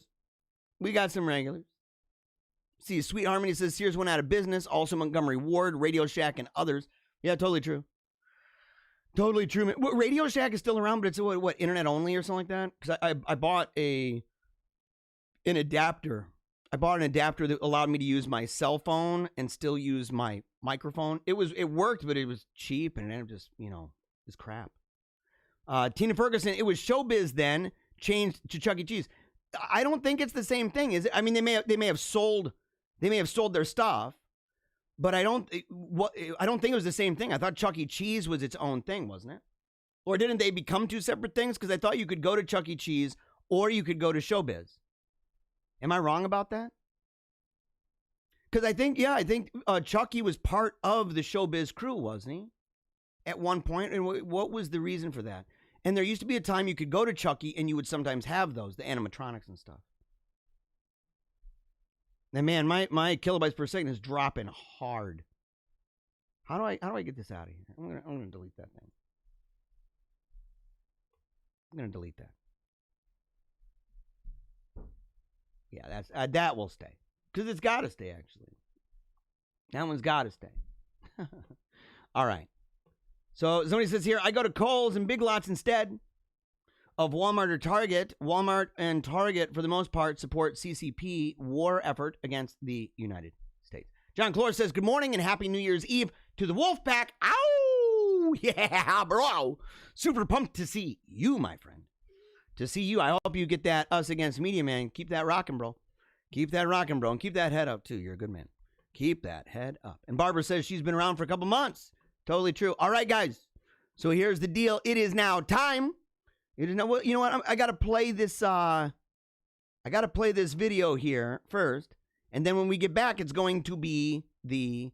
We're gonna have a really good time right after this. We're gonna have a good time with the Wolfpack songs. You're gonna want to make sure to go nowhere.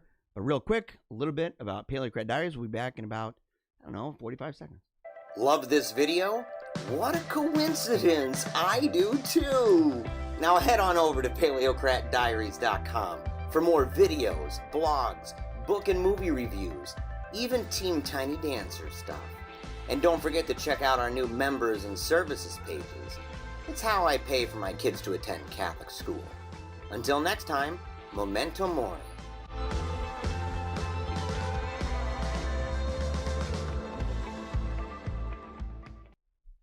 All right, so here we go, guys. You got to get it up. Let's get the coffee ready. And it's funny, by the way. I had earlier on, my wife, she brought down this cup, right, that I got from my mother-in-law. It's a great cup. Brought it down, and when she did that, she gave me a green straw. But watch this. I'm going to show you something. Ah! Green straw, green screen, not good. And I'm like, oh no. And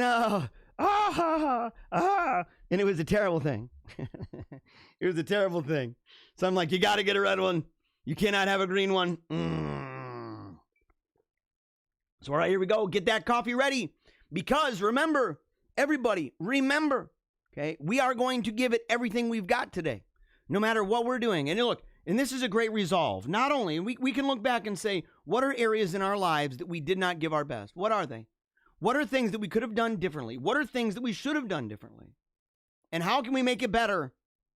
Okay, you don't have to believe in Juno. You don't have to believe in these pagan ideas to say there's a value of looking back and looking forward and having your head in the present.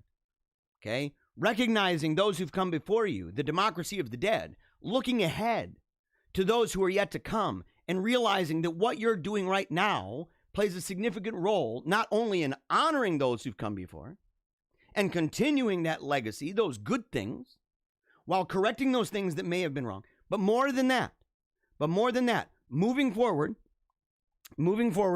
in a way that is trying to make the world better. Totally true. So we got to do this, man. We're resolving today, as we do every day, no matter what we do, that we are never going to give up, that we are going to keep on smiling no matter how hard it gets, and that we are going to resolve deep inside our hearts, that we are going to resolve not only to give it our best, but because we remember death. Memento Mori. We remember that we are mortal, that we opened our eyes, we didn't create ourselves, reality is not stuck inside of our heads, there's a world out there, and when we're gone, that will, in all likelihood, continue on.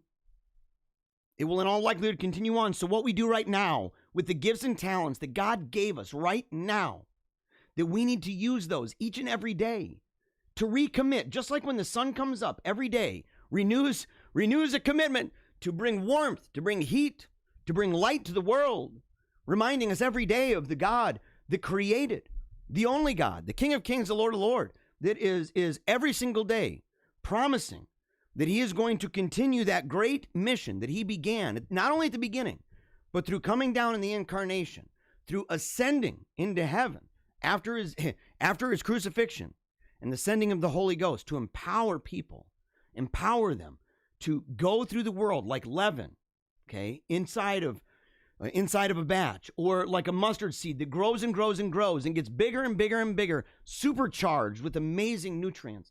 That's us. We are that tree. We are that leaven. And the way that it spreads is by you and me and all of us committing every day that we're going to do our best for God. We're going to do our best for our neighbors, for our families, our churches, and our schools. And that we're going to do it each and every single day. Because as long as we wake up, that right there is an obligation, and it is a beautiful one. Speaking of beautiful, here we go. Oh, yeah, the wolf pack. All right, check it out. You got to dance, guys. You got to give your best. All right, look at this. Okay, everybody, resolve deep inside. Look around you. Do not be afraid. Raise the glass high. Here we go.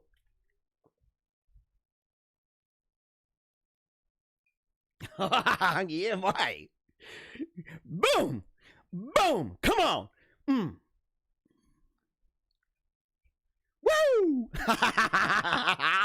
Here we go. What an adventure. Hallelujah. Thank you, Jesus, for another day and another year. With this wolf pack.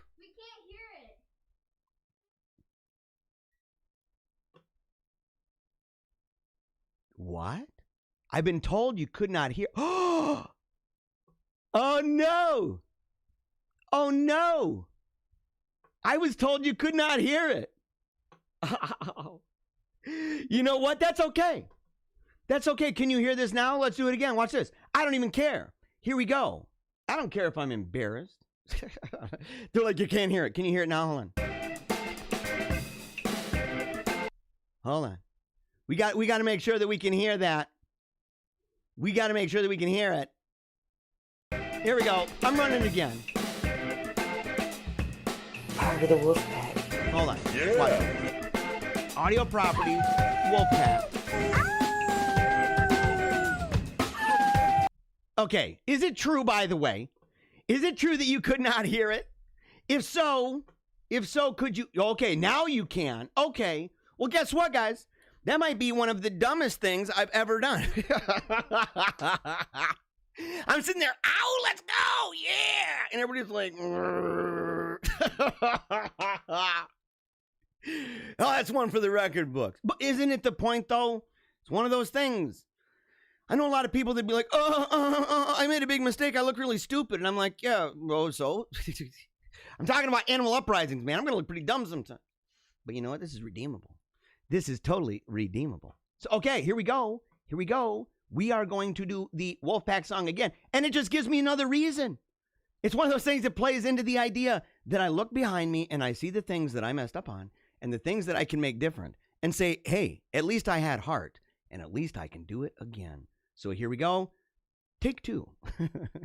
Take two of the Wolfpack song. So you better have your coffee now. You better have your coffee ready. You better be rocking this out. And I want you howling. Look, if I'm willing to be stupid and I'm willing to look dumb in front of thousands of people, I hope you are too. I hope you're willing to look around you and say, I don't care what these people think of me. I've got a resolve. I've got an identity deep down inside, and I'm not going to let the world come at me and tell me that I can't howl at the sun every single day. So howl with me. Here we go. All right. Now we've got it. Now we've got it. Look at these. Wolfpack worthy. Look at it. Howling at the sun. Oh, what are we going to do? Straight to the Lord. Every single day. Here we go. I love these little guys. And the girl, Annabelle. Brian. Yes, all of you. And look at this. Blam. Blam. Blam. Come on. Raise it high. Oh, love you. I love this song, guys. Oh yeah. Woo. Come on. Come on.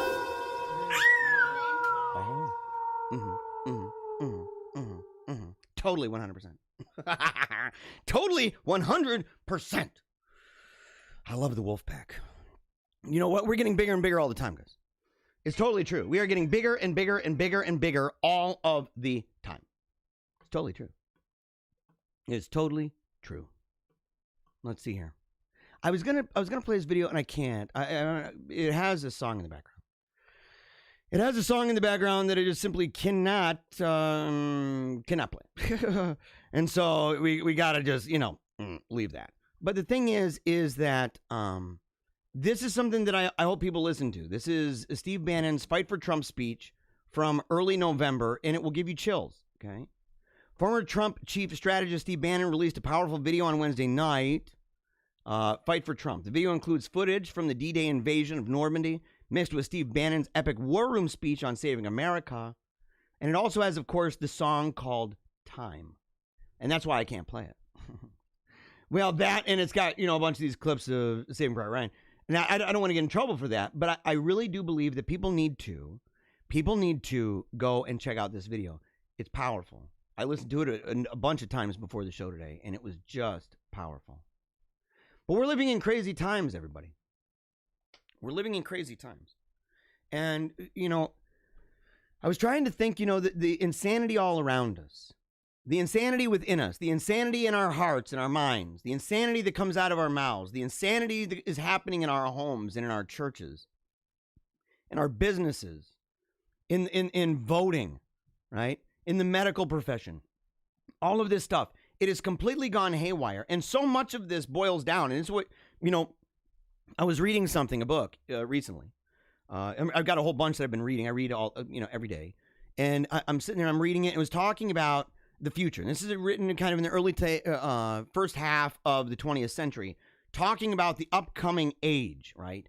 The spirit of the age that is to come and what that will be like. And it's prophetic. It is totally prophetic, saying that people will no longer be satisfied with simply abstract things, right? And saying like, look, I don't have time for that. I don't have the luxury of that. The world is under attack. Everything is on fire. The church is crumbling apart. Art has gone the way of the dinosaur. Beauty, truth, what is good and right, just and fair, completely under attack. The foundations are completely crumbling. The walls are falling apart. Stars falling from the sky. The blood red moon and the blood red sun. And we look and all around us, and it's a terrible thing. And we say, so much of that goes back, like the book says, that it will get to the point where people of action, people will say, it's time for action. We already have all of the internal thoughts. We already have all of the abstractions. We've already got all of that. From phases of the cycle of culture and civilization that were able to take that time and separate themselves and focus on the internal. Go back, young man. Go back and forward. Go back for those foundations. Go back for those beliefs. Go back for those values and traditions. And use those. Say, I don't need to reinvent the wheel. These people were smarter than me on that anyway. And they had the time to do it. You can tell because you can see the way that they made things. You can see the detail, how articulate the architecture was. Look at churches. Look at churches. Look at religious art. Look at sculpting. Look at painting. Look at the way that cities were constructed and see what the emphasis was. Go back to the time. If you think that the people writing now and all of these ideas that we get, I don't want to dog anybody who's writing things abstract, about abstract ideas or anything like that right now. I don't want to dog them, but you look and you say, what is the probability that these individuals, right, that are living in a world that is just purely economic at this point and purely about technology and economics, utility, and you can see it by driving down the roads. You can see what is the center of the town. What is it anymore? What does a town build around itself? What does it do? What does it do? You say, well, maybe City Hall. Okay, the centrality of politics. That is unsurprising. When you say, well, there's churches and stuff. And you go, yeah, the ones with the LGBT flags on there, right? And the city halls, by and large, that have been torn down. And then you see erected this big blob of concrete, of gross material. This stuff that's just garbage. It looks like a big office space. That's all it is, just a big office space. There's no beauty. There's no design. There's no imagination. There's no grandeur anymore. It's just a big blob, a big square, plop down right in the center. Grand Rapids is a great example. You look and you say, man, look at what was torn down. People at that time actually went up on these lifts, man, and they sat there trying to stop the people from tearing it down. Our museums, our churches, they're simply utility now. They look like lodges, don't they? They look like maybe a movie theater.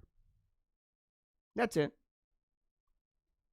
Where is the beauty anymore in that? I started to see the demise of this growing up. I'm sure you all did too.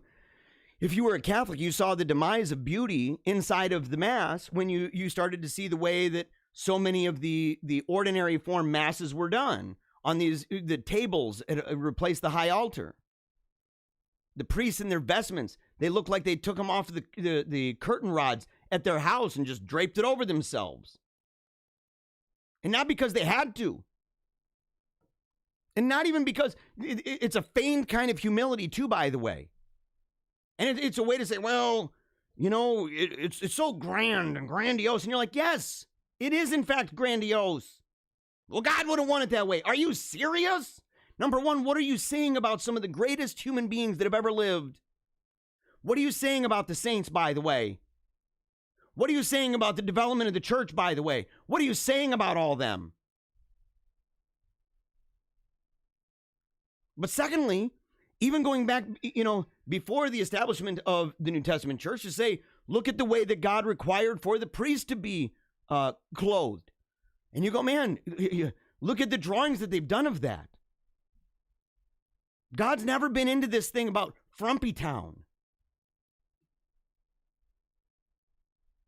Glory and grandeur, humility at the same time.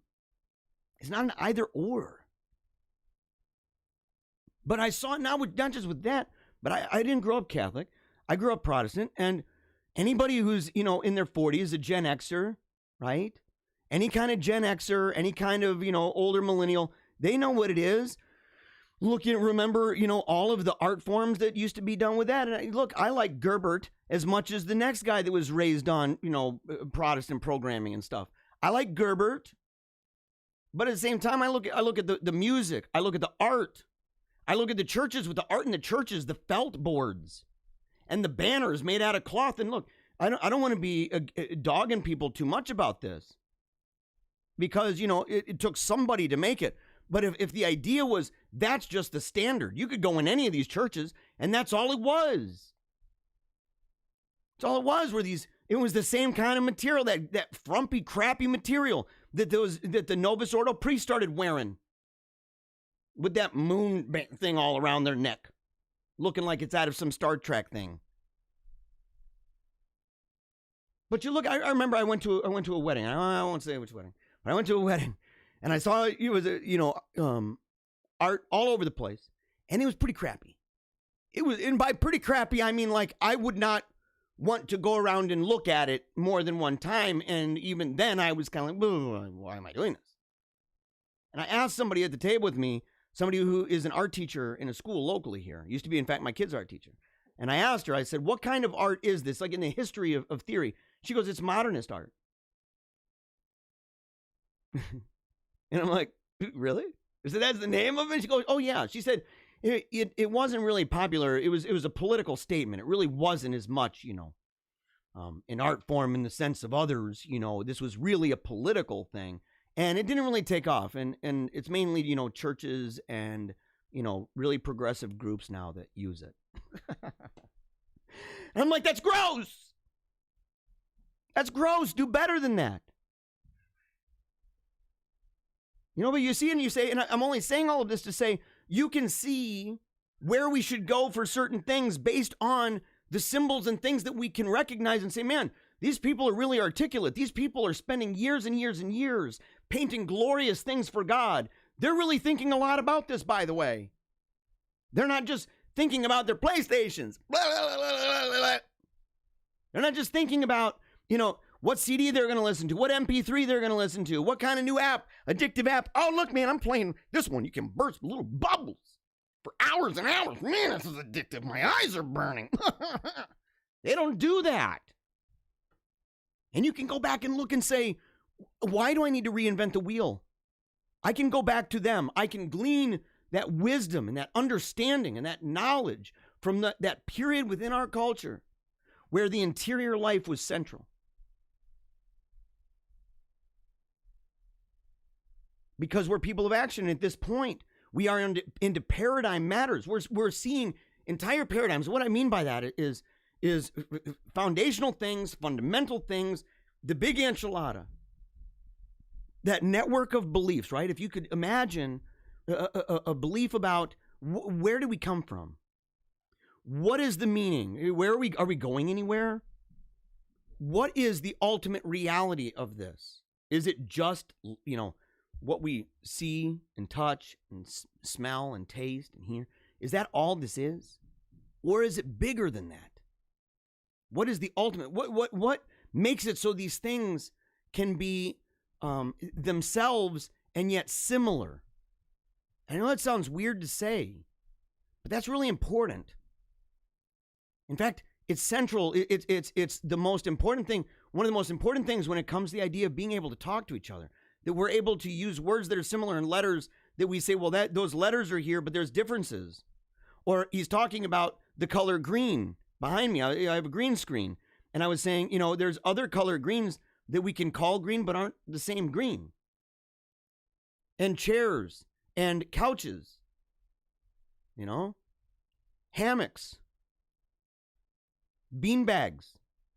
And we can recognize these are for sitting, but they're not the same thing.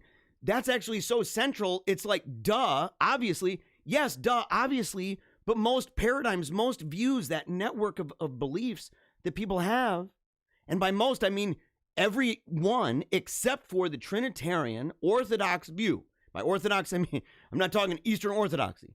The Orthodox Trinitarian view of the world is the only one that can salvage this. It's the only one that can make sense out of that. That there is one and there is many. That there is unity and there is diversity. That those things exist at the same time without absorbing and annihilating one another. That's under attack. The idea of who we are, what we came from. What are we? Where are we going? Why must we do what we do? Why should we do what's right? Why is there a such thing as ought? Why is there a why? Am I you? Are you me? Is everything in my brain? The whole world is discombobulated. The whole world is drunk on nonsense. And this is a long game. It's been coming for a long time. It's based on a host of assumptions that should have been plain as day. And in fact, to many people were. Naturalism. Materialism. Liberalism. And by liberalism, I'm not even talking, I know a lot of people are like, yeah, man, those liberals. And I'm like, no, you don't understand. You don't understand. I'm using the term liberal in the way that my conservative, classical liberal friends would insist. I'd say, no, that's part of the problem. It was inevitable, in fact. We're seeing this dramatic separation of church and state. And it's just, that's inevitable, in fact. The idea that it wasn't, and the idea that you can keep on saying the same things that people did in the 16, 17, 1800s, that you're going to be able to say those sort of things and fix it and bring it back. No, people are realizing that's totally fake, dude. That's totally fake, because this is an outgrowth from that. And you can try all day long. You can sit there and try to resurrect those beliefs and say, well, it didn't have to go that way. But the truth is, it was consistent. It was a continuity. It was something that's like, the seed that creates the stem, that creates the bud, that creates the bloom. At no stage in that was there an inconsistency. It grew from this. And so we're looking at it and saying, what can we do? What can we actually do? What kind of how bad has it gotten? And in these conditions, in a world that's like this, in a world that is all discombobulated, what is it going to be like? How is it going to resolve? How? Because eventually it's going to have to. Eventually it has to. There has to be a resolve, like in music.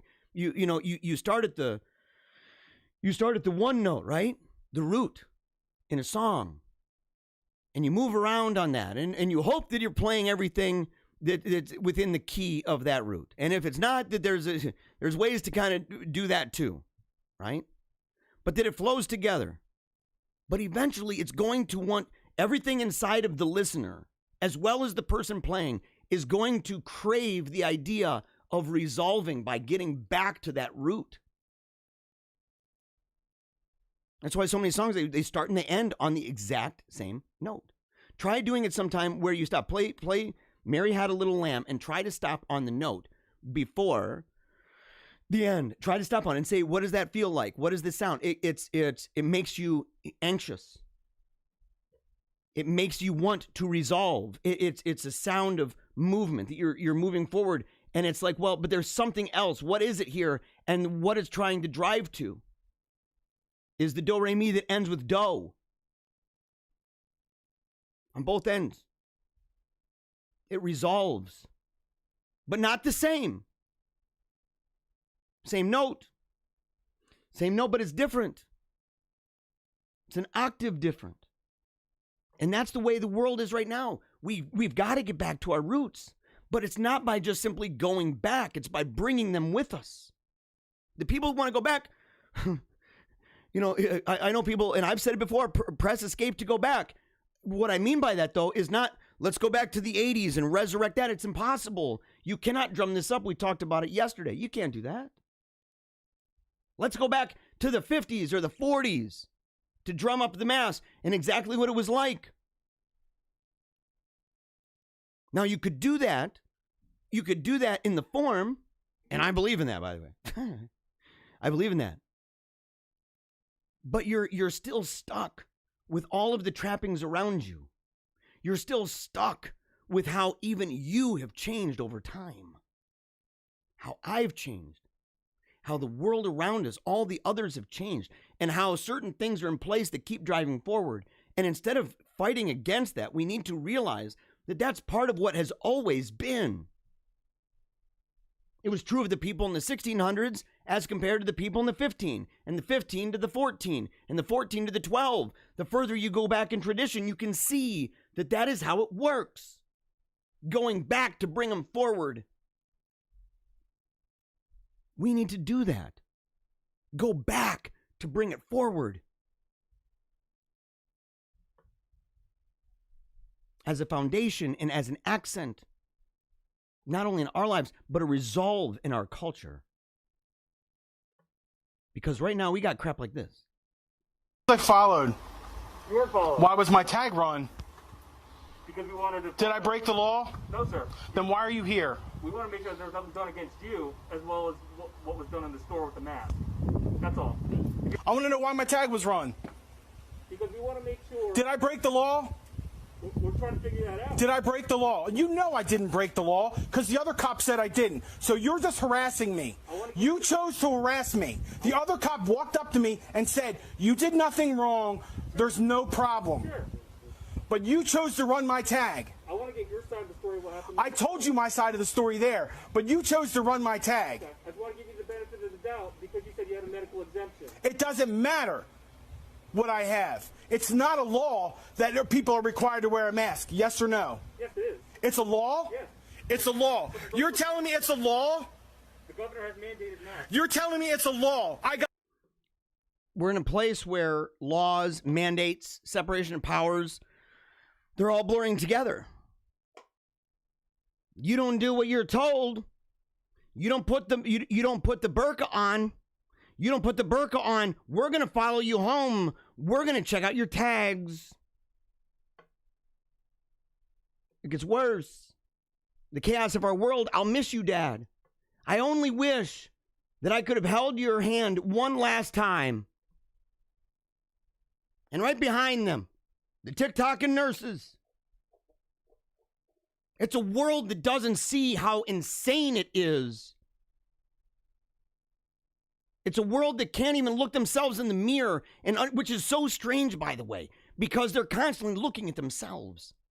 It's weird, and it's so biblical, man. These people, they look in the mirror, they turn away, and they don't even recognize themselves. They wouldn't even remember. It just, they see it one time, ooh, take the picture. Oh, take the picture, and they don't even realize anything beyond the surface level. They can't think beyond the end of their nose. They can't think beyond and see beyond the stuff that glitters and glows. We must. We must. They can't see this. Someone who says this is all part of a larger agenda. We've been saying this here. At the risk of getting in trouble, at the risk of me losing years and years and years of my work. I've said it. But what do we have? We have people like this. I think you're paranoid. I think you're a conspiracy theorist. And look at these people. They cannot recognize. They cannot recognize the place in the world where we happen to be. And you know what's amazing about this is that oftentimes the people who are the worst at recognizing are the people who think they know it all. They know better than you, right? They know better than you. They think they do. Because they believe that they are the science ones. People who can't even recognize the difference between science and scientism. Or who mock at the very definition. They mock the definition. They say, oh, I haven't heard that word since somebody I was debating was a flat earther. And it's like, that's irrelevant. And by the way, that is yet another logical fallacy. So you're not only bad on definitions, but you're waving red herrings around. Be distracted. Be distracted by this weird thing over here. All the while, they're failing to see that that definition applies to them. They worship something they don't even understand. They apply it to the world as if it's an entire way of analyzing and knowing everything in the world, what you should do, what is your meaning. Are you a soul? Again, it goes back to those, it's the inevitable consequence. It comes back, it's from the seed, it births itself, and it makes its way through time, consistently fleshing itself out to the point where people go, holy crap, I don't like that. And they need to, and some of them want to go back to the stem. And I say, no, you got to go back to the root. The seed of the problem is in fact quite bad. Stop plucking tulips. Stop plucking petals. Stop clipping fruit. Rip the tree out of the ground. Cast it into the fire and burn it.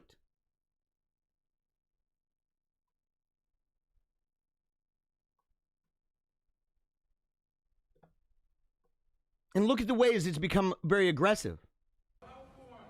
Listen to this. If you have not filled it out, please go to the soldier in the middle and he will help you. If you have the paper form, simply hand it to the soldier all the way at the end and you're good to go. Happy holidays. You too. And by the way, a lot of this stuff is happening, in fact, under President Trump. And more than that, he promised, in fact, remember, he promised that you know, we're gonna get the National Guard. They might even help. We need to be able to distinguish between that which is good and that which is not good in anybody. And if we don't, we're guilty of being idolaters. I'm not an idolater. I'm a supporter. I endorsed. I'm not an idolater.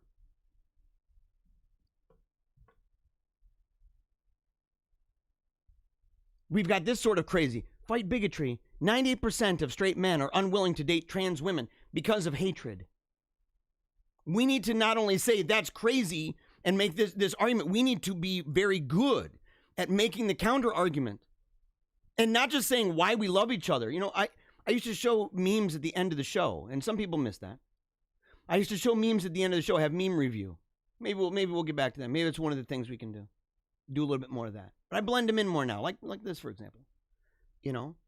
But the truth is like, I used to show memes sometimes of vintage pictures of men and women, right? Drinking out of straws of the same malt together at the malt shop. Roller skating together. Spending time walking outside, doing a picnic together. That sort of a thing. I used to show pictures of that. That's good. That's fine to show where you came from. We need to be able to instill the idea that love between a man and a woman is not only natural and not only preferable, but is exactly as God commanded. And we cannot just keep God out of the equation. In fact, we need to begin with that. No more of this idea that we're just going to divide it up. Fuse those things together, because whenever we mention natural law, whenever we're talking about nature, if that's against God, if we say, well, this is what nature says and it's against God, you're phony baloney sauce, man, on what we should do. We need a great fusion of this to say, look, God gave it to us crystal clear. God told us this is why I made man. This is why I made woman.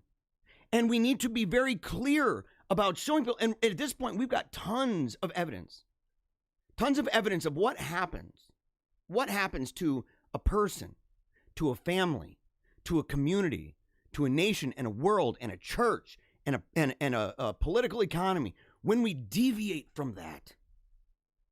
Do not be ashamed of that. If they call you theocrat, who even cares anymore? We're at a place where we're watching and saying, wow, so you're part of the Tower of Babel crowd. You're part of the group that wants to erect a government of man. Okay, I got you. No reference to God? Yeah, that's right from the devil. That's right from hell. And you want to call me a theocrat because of my reference in all things to Christ the King? You better believe it. You better believe it. Don't let them make you feel like that is something to be avoided or something to be ashamed of. Don't do it. They got away with that for so long. They would call you, well, you're a theocrat. You're a theocrat. You want God at the center of everything. You want God and his law at the center of everything when it comes to political economy, when it comes to culture, when it comes to family, when it comes to everything. And you go, yeah. Duh. Obviously. Well, that's not right. Because of separation of church and state. And you're like, well, we're going to disagree over how that plays itself out.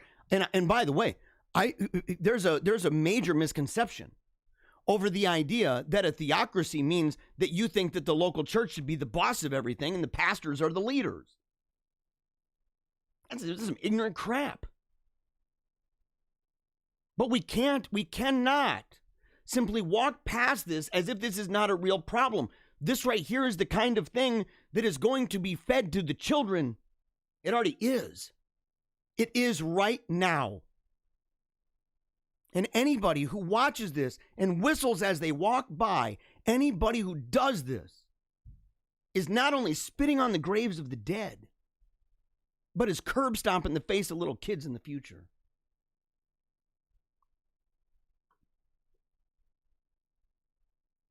And yeah, trans women, you want to know why straight men are unwilling to date trans women?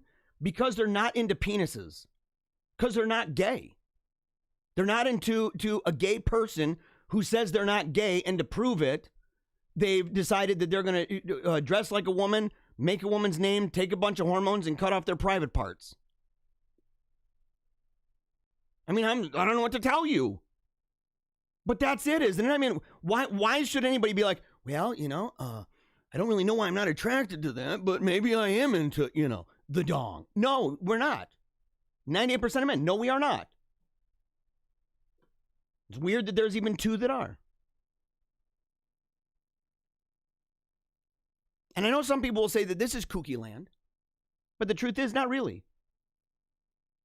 The truth is not really. In fact, I've been saying this for a while, that the emerging traditionalism, the emerging nationalism and populism, this theocratic thing that I'm talking about all the time, every day, that emerging idea is one that's going to surprise people in that you're going to have situations like this. And by the way, I want to say this, is that we've gotten to a point where a couple things. Number one, Bernie Sanders is a fraud. Bernie Sanders is not a very reliable, trustworthy, or decent person. A very bad person. The thing is, though, one of the things that makes him bad, other than being a grotesque sellout, is also the idea that he's pretending as if this is a new issue where there's agreement between the left-wing populace and the right-wing populace. He pretends that this is, well, nobody never thought it would happen. No, in fact, we've been saying that for a long time, that there is a there's a Venn diagram, right? Draw two circles and have it intersect and say, there is an intersection here. And you can find that all around. You can find that all around. If you can find that with anarchists, then you can definitely find it with people who believe that the government has a role within economy. And if you don't, well, good luck on your commune. You're like literally the staunch libertarian crowd that's like totally against that. I don't mean to be rude, but you're actually only a couple degrees away from Marx. He wasn't a big fan of the state either, by the way. He liked himself from some free trade. He liked that voluntarism. He liked all that stuff. But let's hear what Sanders has to say. And they deserve a $2,000 check. And as Senator Schumer just indicated, we have a very unlikely ally in President Trump. There ain't nobody here who has disagreed with Trump more times than I have. And yet here is what the leader of the Republican Party says. He says $2,000 ASAP. And by the way, the Republicans want none of that. The Republican leadership wants none of that. And look, under ordinary circumstances, I would say the same.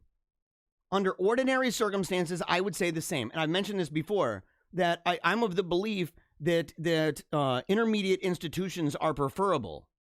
I believe there's a role for the state. Somebody wants to call me a statist, I'd be like, yeah, I believe it's an organic thing within society, no matter which way you believe it's developed.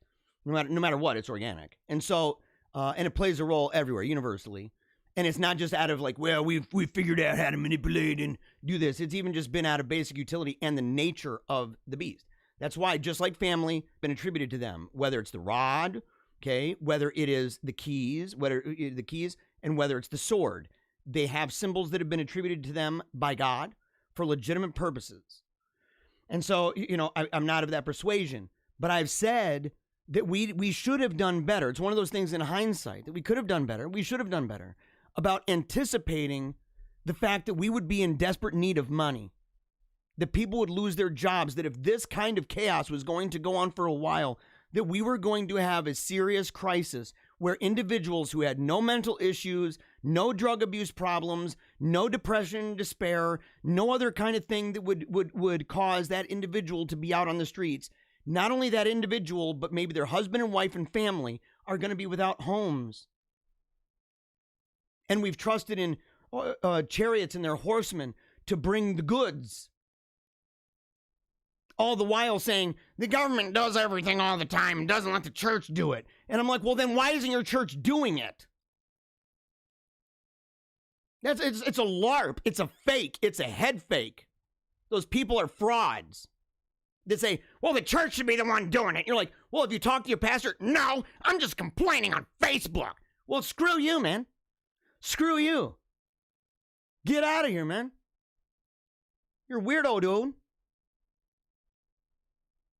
You need to be part of a solution. Otherwise, it's going to get to the place you can't just go, well, we didn't do anything, but you better not intervene. Let the 19 million people do that. Dude, that's called karate chop in the freaking neck, son. I didn't want it to get to this place. I even said, didn't I?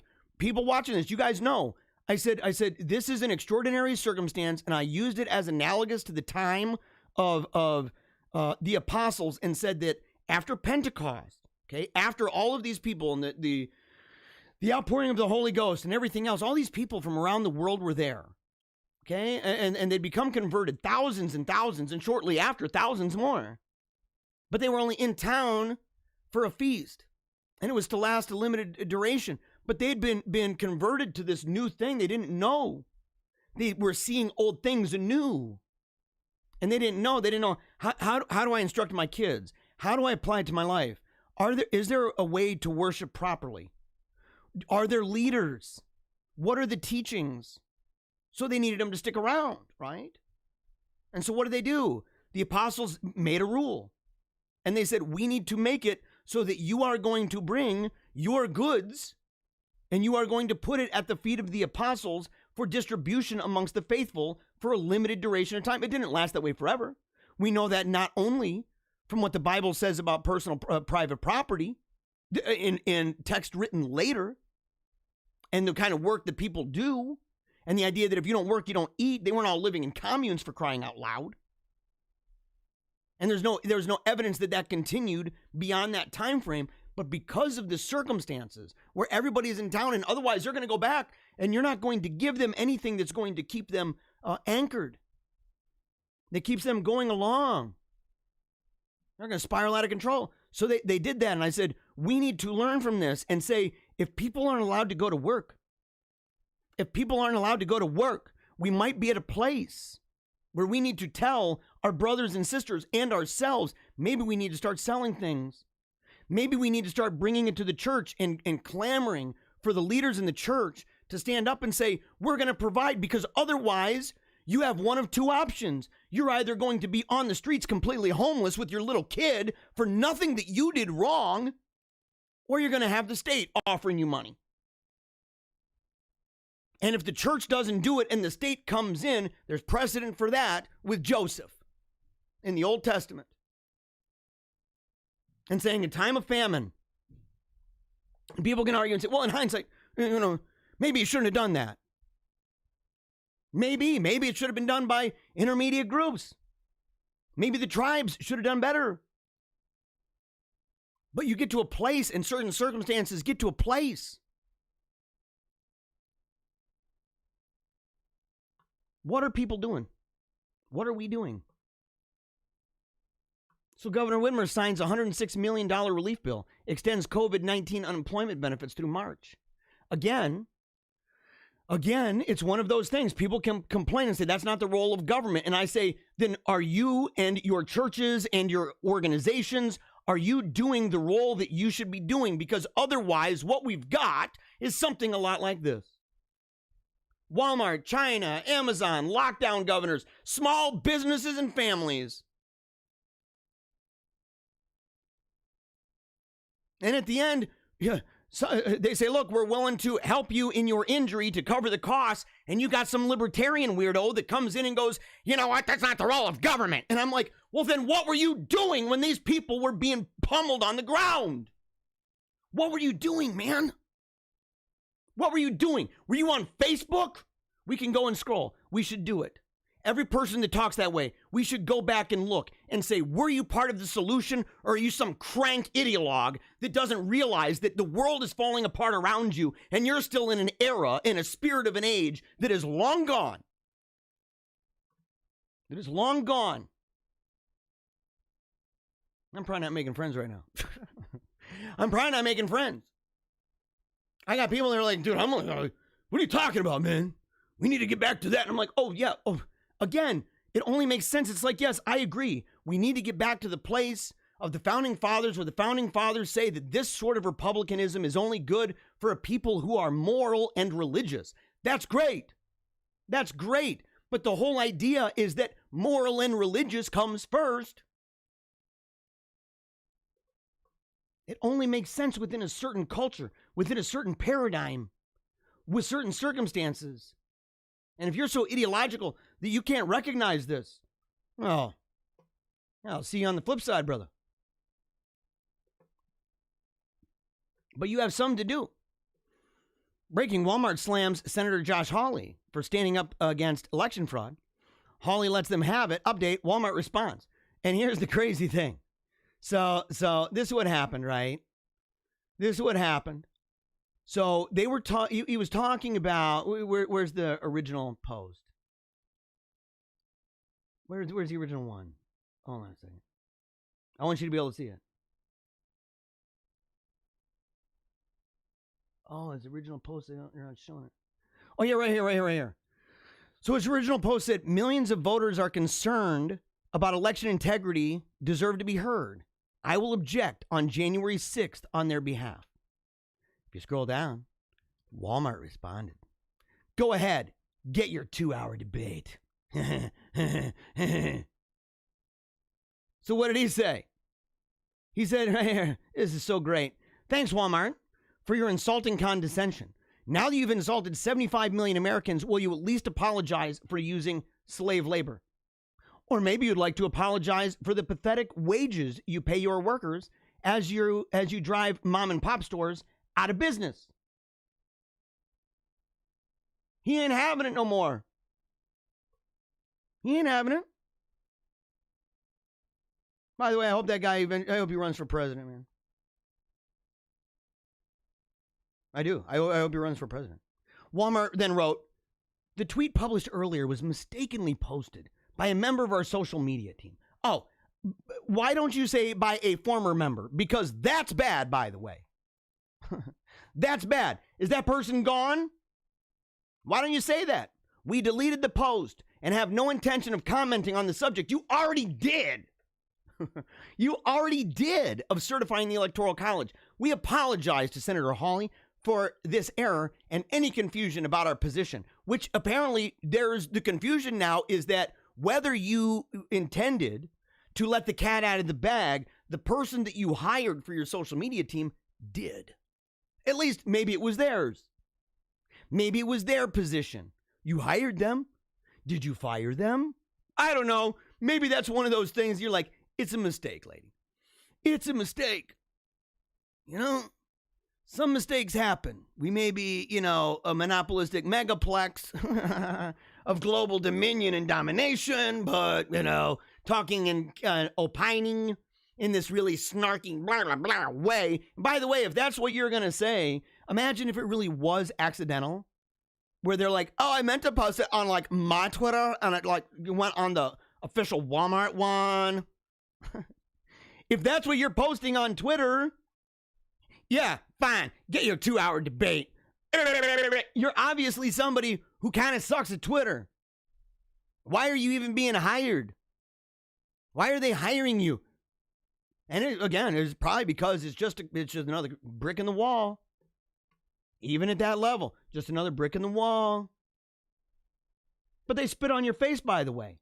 Kind of like the people like this. $600 divided by 365 equals $1.64. For just $1.64 a day, you can sponsor an American. Doesn't it feel like that, by the way? Doesn't it feel like that? Remember those commercials? I used to see them all the time. Growing up, man, I saw them all the time. What was the lady's name, man? It wasn't Suzanne Summers. It wasn't. She was the thigh master, man. I remember that commercial. But you know what I mean. So there was a lady. She was over in Africa and stuff, and she'd show pictures of the kids, and it was always really emotional, the heartstrings and stuff. And she'd talk about, for only $1.64 a day, $1.50 for 50 cents, $1 a day, whatever. That you could sponsor one of these kids and feed them some rice and stuff. And it'd show the kids, and they're all eating rice. It was a little upsetting because they're surrounded by cows, but they don't, kill them because it's like sacred and crap. That is a little upsetting.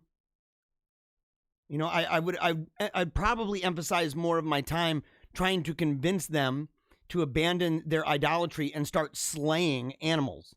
Say, God gave them to you, slay them and eat. It's what you need to do. Stop relying. The Bible, it's one of those things you don't live by, rice alone. But for $1.64, it's what it comes down to. Can you live that way? And if not, what are you going to do? We need to do more than complain. We need to be resolved. We're people of action, right? How many of us voted for Donald Trump because we said he's not all words, he's action? He's not all talk, he's action. And that motivated us. It drove us. We look and we say, how many of you bought The Art of the Deal and you wanted to read The Art of the Deal to better understand what it was like to be a man of action, to know what it was like to every day, man, you're making those calls, you're making, not just phone calls, you're making the calls with the business. You're plotting out your day and your time. But then when it came down to it, it's easier to sit around and watch TV or sit around and look at a screen or sit around and do jack crap. And I know, I can tell you, I'm not just poking shots at anybody else. I'm looking at myself. I look back at the year that I've had and I said, what did I do? What are those things that I should have done, that I knew that I should have done, but I didn't do? What were they? Can I change them? And why didn't I? And if that's something that I could have dealt with better, that I could deal with those things, because then it provides room, it provides space, and provides opportunity for me to begin doing better things. Man throws a Molotov cocktail at police station after getting COVID fine. This is going to happen. Because we have been people of all talk and no action, because we have left it to the chariots and horsemen, because we have stood by as our churches caved to the pressure of the state, because we did this, it is going to get to a place of a ridiculous kind of violence. You're already starting to see it. You're already starting to see it. In hospitals even. What are we going to do? What are we going to do? How do we turn this back?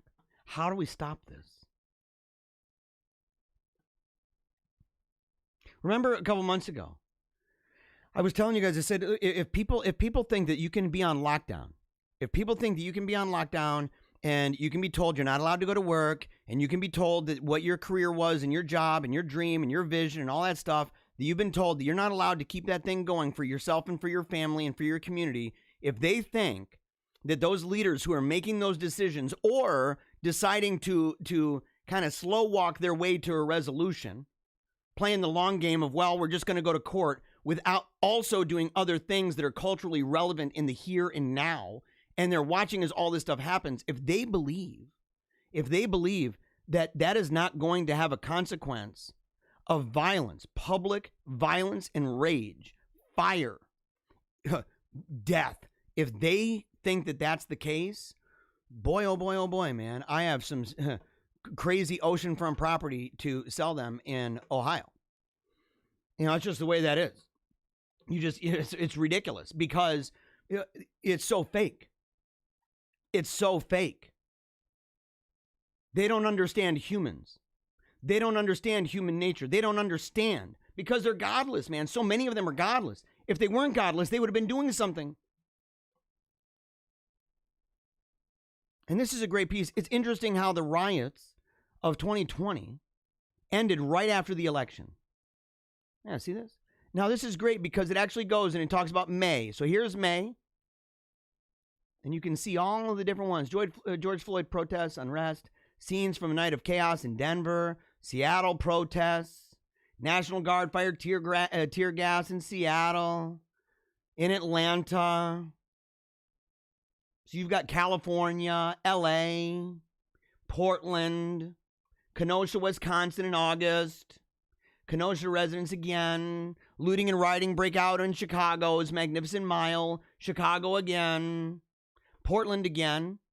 Breonna Taylor, all those that were involved. Breonna Taylor, protests all across the U.S. After nobody was charged in that in October. You still have it in Philadelphia. In Philadelphia again. And then in November. While America braced itself for riots based on the outcome of the hotly contested U.S. presidential election, these fears did not come to fruition. In fact, the violence has slowed down since the outcome, which is still being argued by attorneys for President Trump. Did police shootings suddenly cease? No. Did racially motivated violence end? No. Did the justice system really radically evolve? No. Did everyone finally agree and settle their differences amicably? No. It's almost enough to make a person ask whether the widespread violence from May through October, to kind of question about it. to ask some questions. It is, isn't it? What did I say? It was a political tool. I said, look at the people in the shutdown D.C. Look at the people in shutdown D.C. You could tell it was a political tool because they were like, look, we got to wait until the day after. And you go, that's weird, the day after. And then all of a sudden they don't do it. In D.C., the lady, remember those Zoom calls, man? She's going in talking about people dying, being willing to die. Guns. I've been in some places where guns are going. She was talking about locking down and blocking doors in government buildings to completely taking them over. She's pulling a Bundy on that. Of course, the FBI wasn't interested. Of course, the CIA, the FBI, Department of Homeland Security, none of them. No. It took independent investigators to do this, by the way. And then what ends up happening? Oh, yeah, that's right. People went to bed, and when they woke up, it was this crazy reality thing where the night before, everything they thought was real was fake. Remember that? And then the next thing you know, pack up shop, guys. We going home. And you're like, because it is a tool. I said, that's why I said, these people have been at it for a long time. The same people who were leaders within the Occupy movement, the same ones who were leaders in so many of these protest communities and protest movements, same ones. Same ones. They are a tool. They are a tool. They're being used so easily. Spinning them like a dreidel.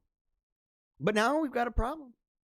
Al Sharpton calls on NYPD to identify and charge a woman who allegedly attacked a black teen. Wasn't that this right here? By the way, was that this? Go home! Was that what is happening here?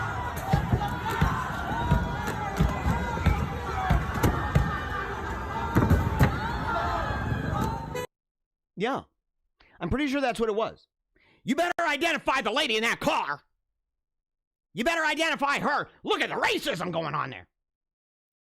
Look at the racism, guys. Do you see it? The racism. Do you see it? Oh, I see it. I see it surrounding the car. Oh, here's another angle. Here we go, guys. Check this out.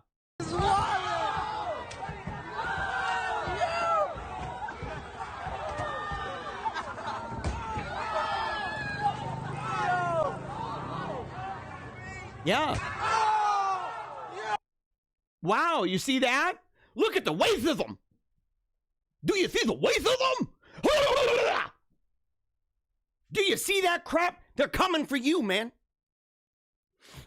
Bloodthirsty people. Coming for you.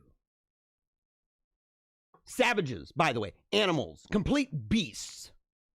Uncivilized savages. It's crazy because it's actually the only way you can tell. Well, the way that it makes it like, well, don't say that about these people. Oh, no. I shall say it. I shall say it, and I'll say the trickery is that, well, they're obviously not savages because they're wearing clothing. Animals, man. Complete animals. Beasts. Savages. Unruly. Unlawful. Violent, maniacal, unprincipled, and unmoored. Dangerous to society. Dangerous to society. Dangerous to you and dangerous to me. What would you do? And I really mean it in this situation. What would you do in this situation? Because number one, it's doubly problematic. Number one, they're doing things that are otherwise really, really illegal. That's the first thing. That's the first thing. Jumping on cars, smashing in your windshield, and then running off. So they've obviously got a lot of problems. They're obviously super wicked people. Right? Super stupid, super wicked, low IQ crap. This is straight up monkey town. And yet at the same time, you live in a culture and in a day and age at the death spiral, the throes of extermination within this culture, within this civilizational cycle, where to speak out and to say anything. In fact, a lot of the things that I've said, people will probably say, well, dude, that sounds really racist. And I'm like, bro, what would you call anybody? What would you call anybody surrounding a car, punching the daylights out of a car, smashing it with bikes, jumping on the hood, crushing it in? What would you call that? Well, that's nice behavior. That's civilized. Maybe they would like a cup of tea. Would you like a cup of tea? Are they civilized? Are they going to go home, put on a nice little record, light some incense, and read themselves some classics? Is that what's going to be going on here? What do you think, guys? You tell me. Is this civilization? What is this? Is this high culture? What is this?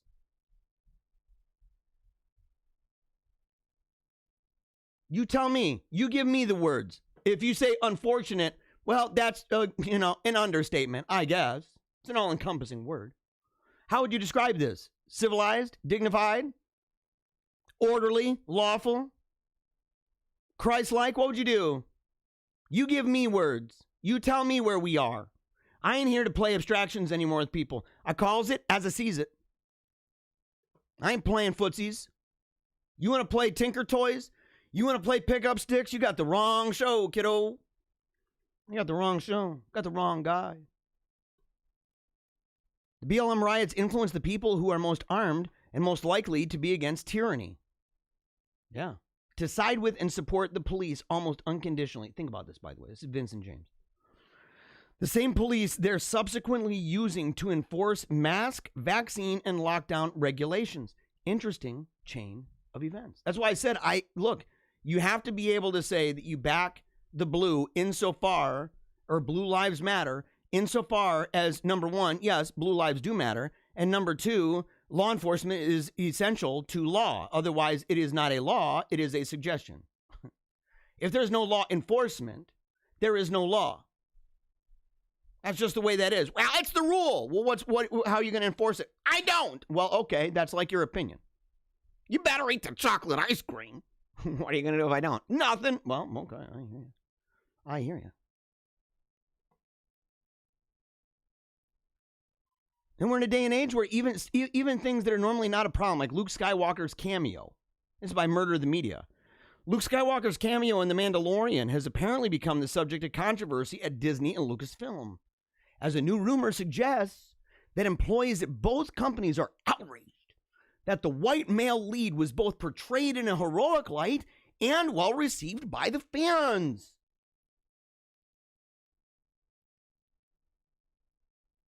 Yeah.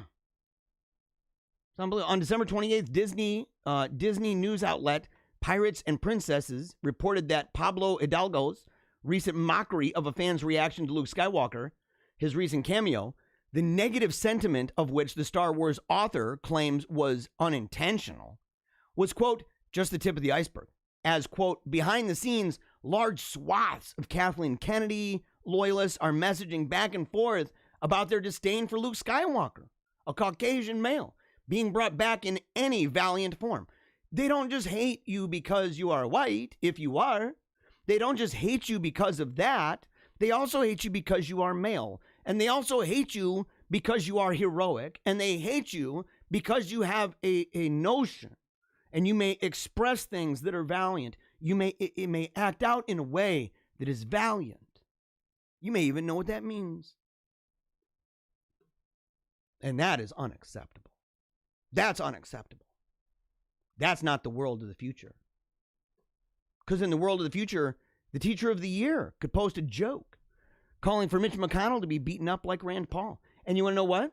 And look at his face. There he is. He looks so happy. He won an award. He won an award. Maybe a cookie or something. Teacher of the year.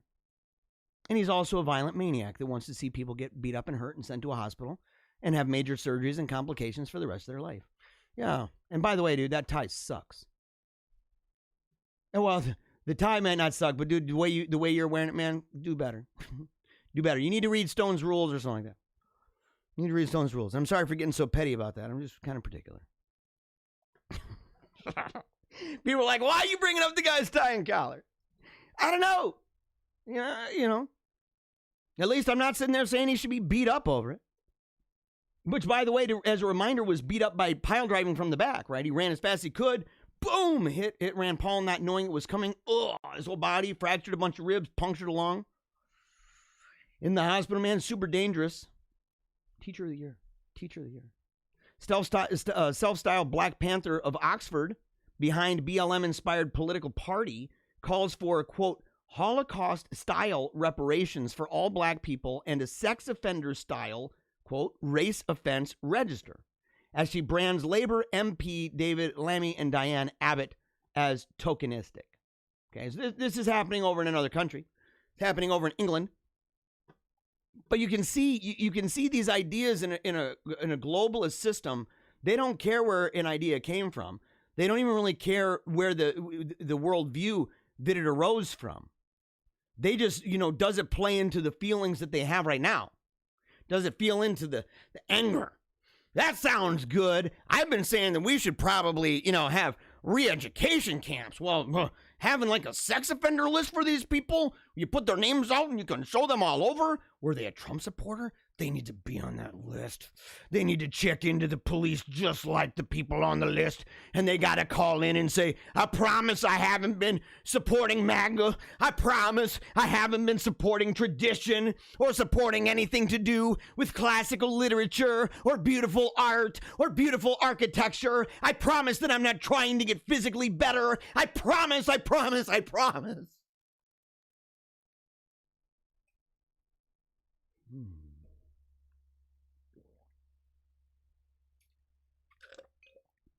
They hate you. They hate everything about you.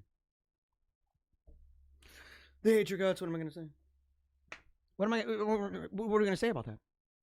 They hate your guts. They want you dead. They hate your guts. They want you dead. They'll hide information. They'll redefine life in such a way that abortion, like this, I love this. Abortion doesn't make you unpregnant. It makes you the parent of a dead child. I saw this over at Milo Yiannopoulos' Telegram. Abortion doesn't make you unpregnant. It makes you the parent of a dead child. And not just a dead child, but a murdered one. A murdered one. And here's where we are, because we're seeing in real time, this is over in Argentina, right? They just passed that bill. So here you go. What is it, the green scarves? So now you can go ahead and murder your baby. And here's the ladies. Here's the reaction.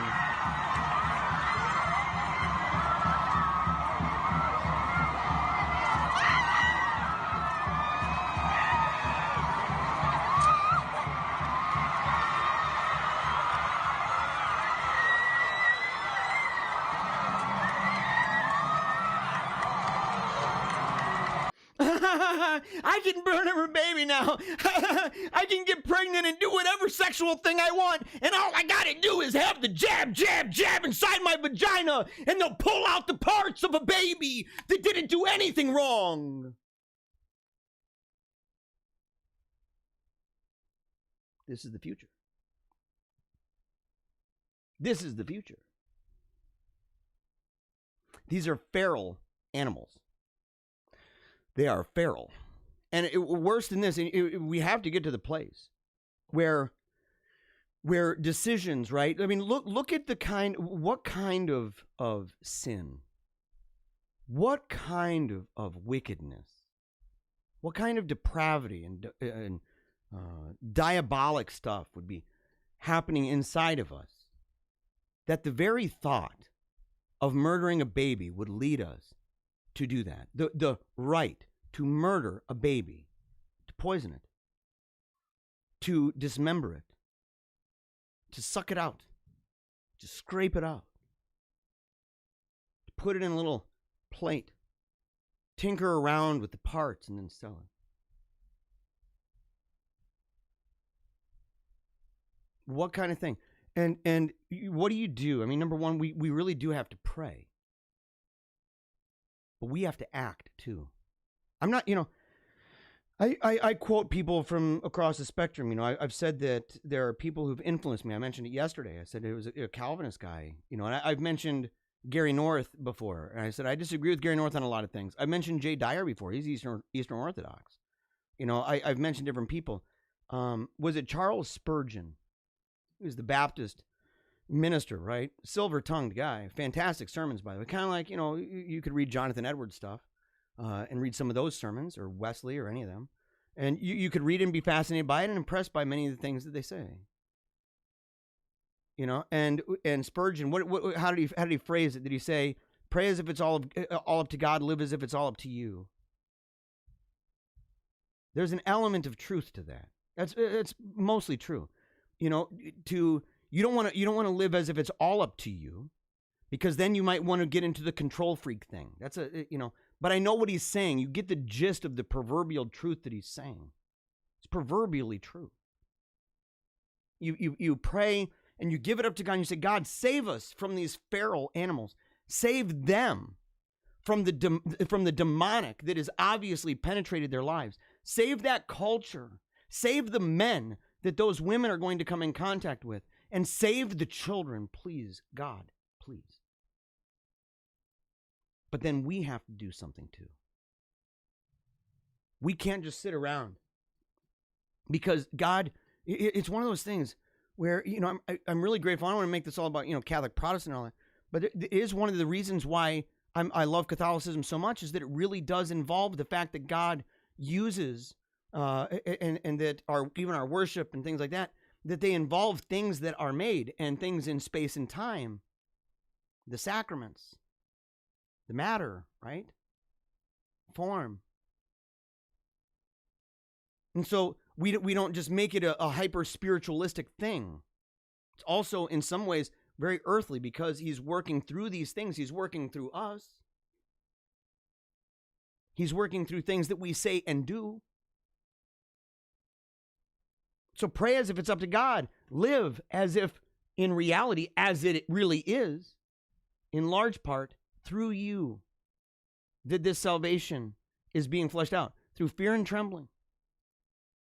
You'll be judged by what you did and did not do, by what you said and did not say, by what you thought.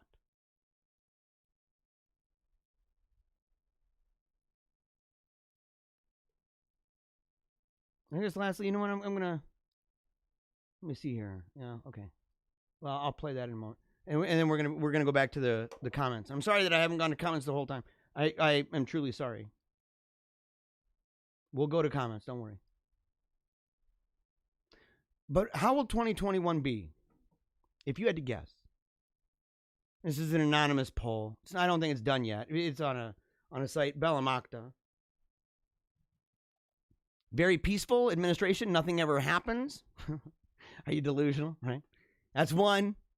More riots and controlled chaos, but nothing more than that. I think that's one of them. Riots will descend to quasi-revolutionary scenarios. Large cities collapse. Second end of the Bronze Age. I do not.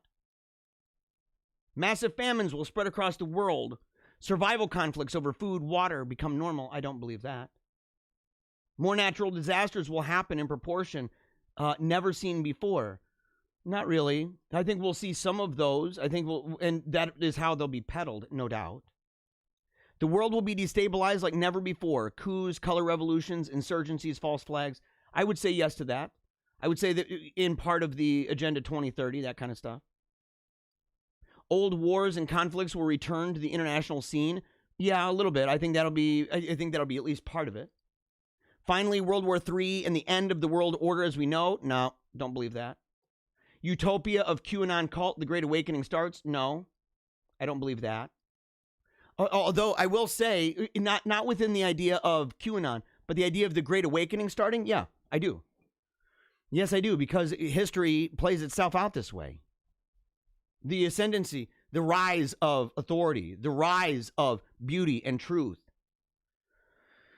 The idea that in a world of all things politics, you're going to, even the economy becomes that. Even, so many things are going to become that. It is simply a phase. It is simply something that in order to deal with what you are dealing with, you have, as I said, remember I used to say this all the time. There's a truth to the idea that you got to dance with who you brought. And in some cases, you didn't bring the person you're dancing with. They dragged you. They went into your house and dragged you there. And you're dealing with what you got, which is why I've also said, it's not like I made it up. The idea that you play with the cards you're dealt. You don't magically, well, I don't like these cards. I wish it was another way. Well, that's good. You can do that in situations that are isolated. I totally understand. I go to medieval festivals too. Globalist technocratic dystopia, the Great Reset starts. Yeah, I totally believe that. But this plays into it here. This post may make some of you disagree with the admin, but it is necessary black pill. This is, again, Belamacta. And I just like the point of this, right? Not an endorsement of everything the site posts. But it says this: the same point can be applied to any ideology of the past century, and it's totally true. Whatever it is, whether it's the Reagan conservatism of the 80s, so loved by weak organizations like TPUSA, whether it's Mussolini's fascism of the 20s and 30s, so loved by many of the followers of that page, it's a nationalist page, Marxist-Leninism as seen in the 20th century and its other ramifications, such as Stalinism, etc., National Socialism as implanted in post-war Germany, Phalangism in, Francoisism, integralism, Getalism, how would you do that? Patriotism? Yeah, Baathism. All of these isms, right? And some of those are new. I didn't know some of those. So some of these, ideas, it's not going to be the same. Like it says, none of them will return as seen and implemented in the past century. Even if the current problems have the same internationalist roots and the cliques behind them to be the same ideologies due to the lack of a modern successor, be it a movement, be it an ideological leader who carries the flame, will eventually need to adapt to the conditions imposed by this so-called modern world. Totally true. That's what I have been preaching here. That's what I have been preaching here, is that no matter how we want to play this, no matter how we want this to play out, is that the way that it operates is that you want to drag out these ideas without bringing them forward. You just want to go back and say, well, it's just going to be a caricature at that point. You're going to be like the guy who, and how many of you know, you go to a dude's house, you knew him from high school, you go to his house, he's got a mullet, he's got, all of these posters all over of bands like Poison or Skid Row, and he's like, yeah, mate, Motley Crue, yeah. He's sitting there and he's drinking some natty ice. You want a natty? He's got Skull. And you're like, dang, son. Yeah, man. Yeah, man, it's the best, dude. That's the way that it's going to feel with this, by the way. It's how it's going to feel. It's how it already feels. In our era of action. In our era of paradigms.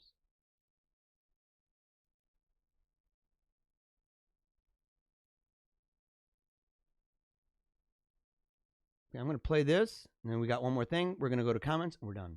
Here we go. I hope you've enjoyed the show, by the way. I know I have. And again, I'm sorry about the comments. We'll make sure to go to those. We'll have a really fun time. So, here we go. Actually, let me get this one out. Yeah, there we go. I'll add that one. Why not? But yet, freedom was losing. We were losing our liberty. We were losing. He said that, Reagan said that détente. Isn't that what a farmer does with his turkey all year long until Thanksgiving Day? What do we say to our brothers and sisters now caught behind their iron curtain? Give up your dreams of freedom now, because in order to save our own skins, we're just too willing to make a deal with your slave masters? Do you and I have the courage to say there is a price we will not pay? There is a point beyond which evil must not advance. He would go on to say that evil is powerless if the good are unafraid. Well, you and I have a rendezvous with destiny. We'll preserve for our children this, the last best hope of man on earth, or we'll sentence them to take the last step into 1,000 years of darkness. We're at war with the most dangerous enemy that has ever faced mankind in his long climb from the swamp to the stars. And it's been said, if we lose this war, and in so doing lose this great way of freedom of ours, history will record with the greatest astonishment that those that had the most to lose did the least to prevent it from happening. Well, I think it's high time now that we ask ourselves if we still even know the freedoms that were intended for us by our founding fathers. Every generation of Americans needs to know that freedom exists, not to do what you like, but having the right to do what you ought. It's true. It's true. But the thing is, we're actually beyond the point of even talking about oughts too much. And we're at the point now of talking about must. And we're here because of an ancient truth, and that is this. But the same thing awaits us all. Death. Death. Death awaits us all. And the people who have this in mind, the people who keep this always at the ready, at the forefront, those who recognize that they did not create this world, that the world is not simply trapped inside of their brain, that they were put here for a reason, equipped with gifts and talents that are different from other people, and realize the value even of the small, those tiny things in life, that those people are the ones that will march forward. And I don't want it to seem as if it's all simply a matter of fighting.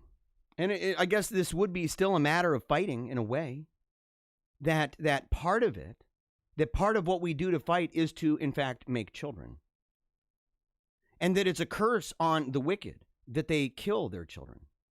It's not transgenerational, which is why they have to rely on control. That's why they have to rely on politics. That's why they have to rely on top-down measures that tell them what to do and demand that those they disagree with get in conformity. That's why. That's why atheism is so evangelical. That's the wrong word. That's why they emphasize deconversions. I don't know if it would be devangelical. What would you call it? But the idea that they rely so heavily on deconversions. And the reason why is because they're contracepting and aborting their kids out of existence. They're LGBTing their kids out of existence. So the future, what does it have in store? Well, whatever the government and its police state is able to ensure.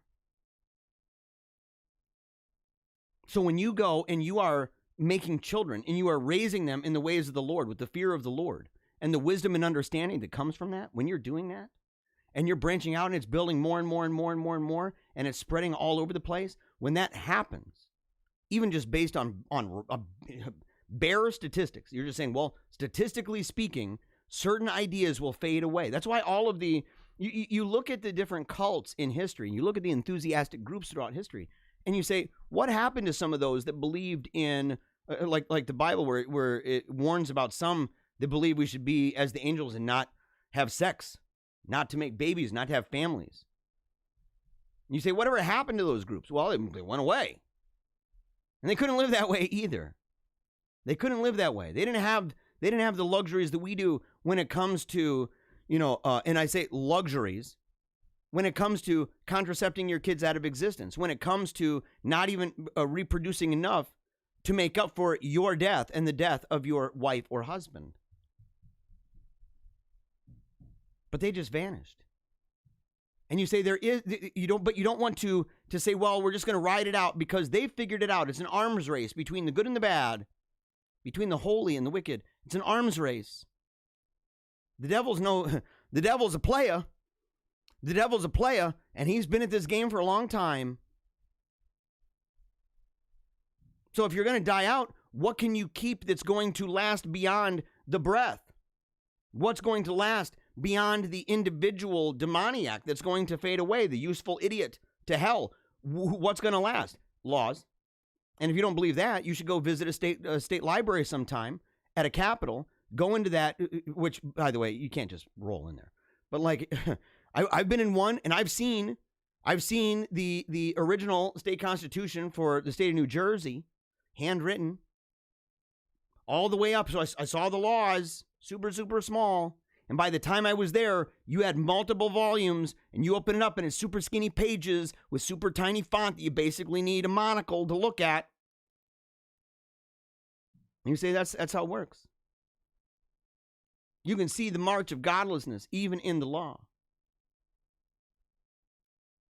But those who realize the death awaits, those who realize that transgenerational covenantal life in salvation history that says history, for all of its crazy, for all of its ups and downs, for all of the cycles and everything else, is still marching forward. And it's because it has a thread within it that is moving upward and onward at a constant pace. And it's an illusion. In fact, it's a mirage at times when it looks as if the kingdom is really busted. Because when it looks like that's the case, that's when we rise up. What do they say?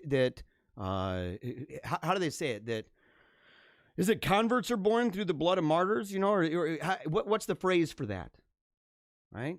The blood of martyrs causes the grass to grow, right? So you're sitting there and it's just bursting and booming because people are seeing individuals putting everything on the line. And they say, well, I can go one of two ways. I can either entertain myself and please myself all day long, right? Just immediate. It's all at my disposal. I can do that until I die. Or I can be like that person there whose life may have been cut short, but was heroic, was virtuous and valiant, good, and left a mark, not just of their own life, but the life of those around them and the life that came from the fruit, in fact, maybe even of their loins. It's true. And we need to be like this man. This is normally his last thing. It's normally, this is a UPI story. A man falls off a boat, clings to water beacon for 3 hours before being saved. See that? Let's see if we can get over there further. And the Guardian is obviously a whacked out site. But just as the symbolism of it all, isn't it? The Guardian holding on to this light beacon. That's what we need to do. That's why we say, we use the imagery of take a knee for Jesus Christ. That's what we say here. And that's what we're going to say forever. If you haven't taken a knee for Jesus Christ, you need to do it right now. Don't even wait. Don't make that one of those New Year resolutions that say, I want to make my life better. Make it better right now. Don't even wait. Make it better right now. Get on your knees and cry out to God right now. And if you're somebody, maybe you're listening, you're thinking, man, I know what you're talking about, Jeremiah. I'm one of those people that for gratification, but I've been completely lost. I'm caught between cross pressures of things that I want and things that I don't want, but I do. I want to be righteous. I want to be good. I want to be saved. And I'm not going to be saved. I'm not going to receive that Holy Ghost. I'm not going to have that transformation in my life. I can't change the spots. And it's not going to happen by ringing a bell 108 times. It's not going to happen by fasting for a day out of the year. It's not going to happen by simply doing things that are decent and good. But at the core of it, the very first part is the fear of the Lord. And that fear of the Lord is done iconically in a powerful way, in a symbolic fashion that's pregnant and robust with meaning by taking a knee for Jesus Christ. If you haven't done it, or if you've done it before, but you walked away, maybe you were raised in church and you walked away, I understand. I did too. For years. I did too. For 8 years of my life, I walked away. And I'm back now. And I ain't going nowhere. By the grace of God, I'm not going anywhere. By the prayers of the wolf pack, by the prayers of my family, by the prayers of my friends, and by the dedication and the commitment of waking up every day and saying, no matter how bad I sin, and I'm a sinner just like everybody else, but no matter how bad it gets, that I sit there and I say, I recognize that I'm a sinner. I recognize I need help. And I crawl my way back to that crucifix. Take a knee today. And if you have questions, I'm serious, email me. And it's easy to do. It's easy to do. Paleocratdiaries@gmail.com, or just go to Paleocrat, Paleocrat, Paleocratdiaries.com. And it has a thing right on there. The thing says, let's chat. You can click on that. That will go straight to my phone. It's direct to me. And it'll be private. I respect these people. I respect individuals who reach out to me. I had one, I won't even say her name. I had one reach out and said that she believes that this show has been a godsend for her. because it's made her smile again. She was so down and so depressed. And she said it's such a great balance of being fun and intense and emotional and inspiring. And it's really helped her to refine that and say she's searching even in her own life. She's searching for that person that she used to be that was happy and joyful. And that this show has played a huge role in that. I know people who've come back to the Lord because of this show. And so no matter how hard it gets, if people are like, when is he going to give up? Man, you think I'm going to give up when I hear stuff like that? Are you out of your mind? Are you out of your mind? And the Wolfpack's getting bigger all the time. The Wolfpack is getting bigger all the time. So wow. Okay. Okay, so yeah, people, I got to run it again. Okay, so that's where we are. That's where we are. Yep, people talking about Walmart will go down, boycott. People want to talk about a boycott. Oh, John saying that the very last ow at the end with little Louie at the end is his favorite part of the Wolfpack song. Me too, man. Me too. Where he goes, he's like, ow! And then at the end, his little hands kind of going on like he's sad that it's over. It's my favorite part of the song, too. See, Barbara said, sent video to your email. I don't have very well. I'm seated with Christopher's SNL Mother's Day photographs behind my head on purpose. Yeah, so Chris Farley, that's Chris Farley's sister, Barbara. And Chris Farley, rest in peace, the comedian and actor from Saturday Night Live. So I'm excited to see this. I'm excited to see this. The Saturday Night Live Mother's Day photographs behind your head. I'm so happy to have met you. Happy New Year, Jeremiah. I'm an amateur photographer. Hope some clip you like. Yeah. Love that my mug has hearts on it, but it's kind of secretly wish that I had coffee in a badger mug. Yeah. I have a badger skin. My son, I won a badger fur, right? The pelt. And I won it at a competition at a medieval festival.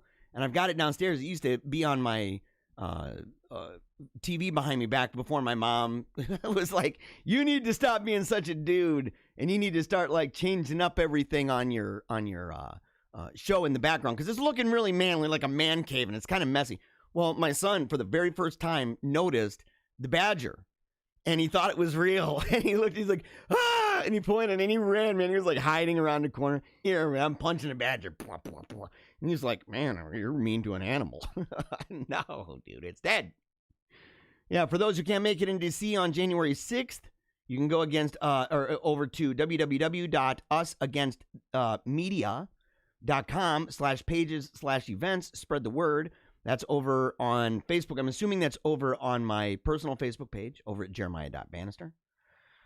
Let's see, Mr. J. Satan and his minions are the force behind the New World Order and the Great Reset, whose ideology is at work around the globe and has infiltrated the Democrats. It's totally true, Mr. J.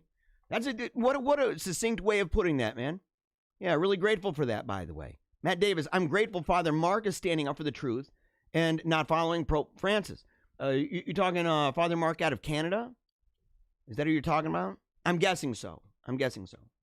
Right here, the craftsmanship of life and simple living is almost gone. Our elderly are our teachers and our connectors to these ways. We need to get back to living within our means. We need to learn respect, and we need to teach that life is hard and inconvenient sometimes, but it's worth working on for the greater good of our lives and freedoms. I'm totally with you. Totally with you. What a brilliant way of putting that. And it's why it's so easy to discard the past, and you're looking and you can see how true that is by how easy it is to discard the elderly. James says, you're telling me you don't like priests on hoverboards. I might not mind priests on hoverboards. I might not mind that. I don't think that they need to be, it's a certain kind of asceticism, man, that says that you can't use technology to, get from point A to point B. If they're riding around on bicycles, man,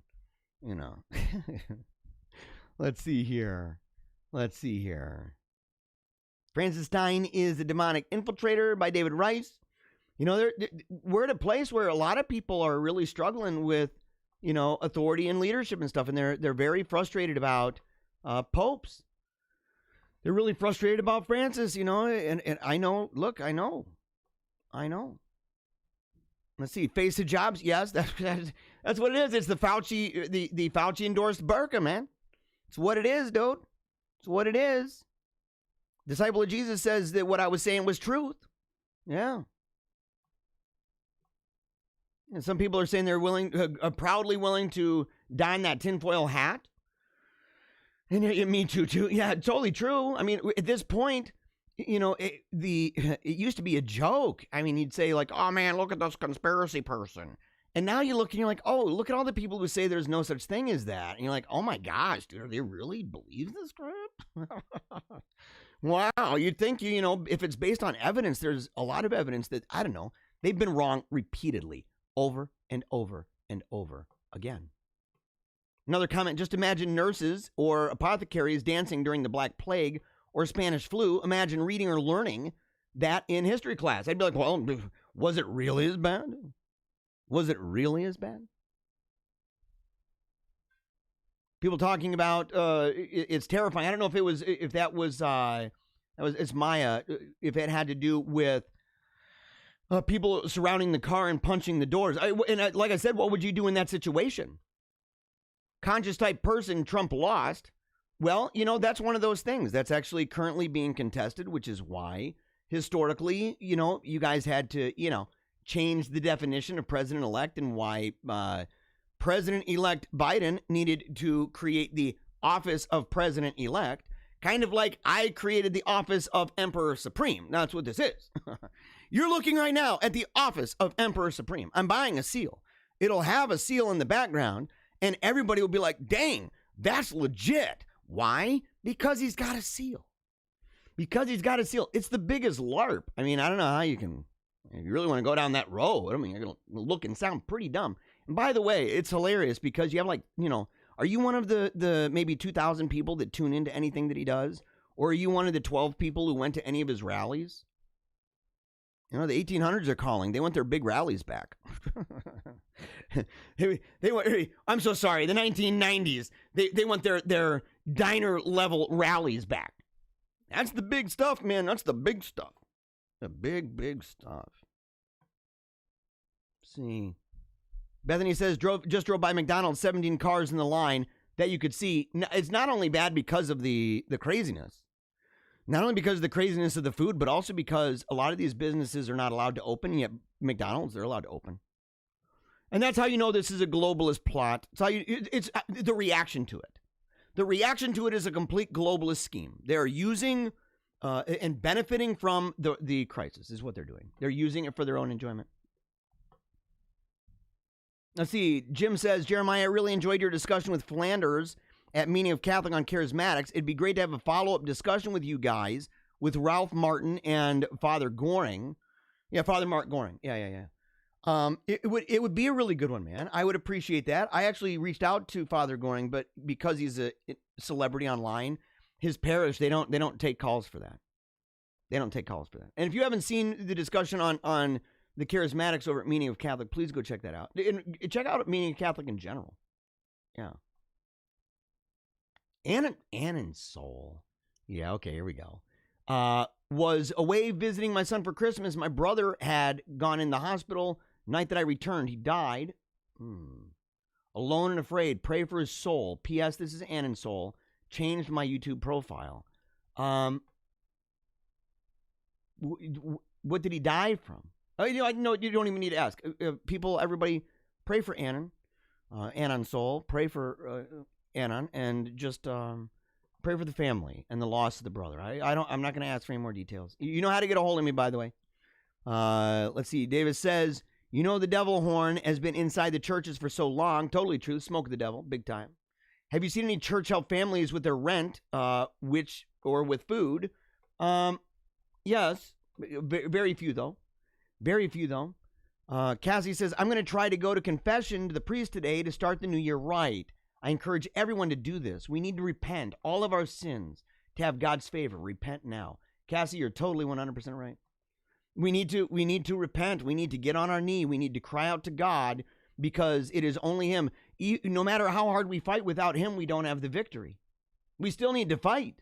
And we need to fight for those reasons. But just because, sometimes people are like, man, I've done something really wrong. I've allowed the wickedness to come. I played a role in this. And now I'm going to fight back against it. And they think that once they do that, there's a bias that says, well, we're going to win. But the truth is, you might not. There's times of purging. There's seasons. There's cycles. Dennis, Saudi Arabia banned child marriage by over a millennium. But Biden wants to teach Islam in American schools and practice child marriages. Beware. Well, I mean, he's already to the place where if a little kid wants his little weenie cut off, I mean, why not? It sounds like he wants that. Cassie, Jesus married Joseph. I love you. Save souls. Please help USA repent, to humble themselves, search for God's face, now and always. Please protect and help Trump. Give him favor in all courts, Senate, and House. James says he approves of the Molotov cocktail. That's a patriot. Talking about the people who said, look, you want to take down my business? You want to come in and ruin everything and make me have to go out on the streets with my family? I'm fighting back. We're going to have that. And at some point, the conversation, where it's in fact long overdue, the conversation is going to have to be, is that person a patriot? And what is the tactic of direct action?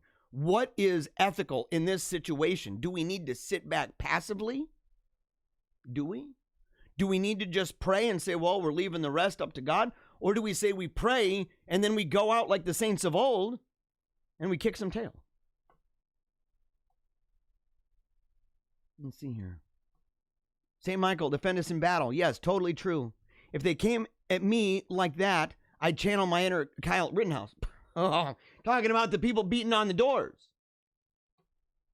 Yeah, Despierta Catolico, what is your name? I love you. Jeremiah Bannister, I'm the Paleocrat, paleocratdiaries.com. I hope you're still tuned in.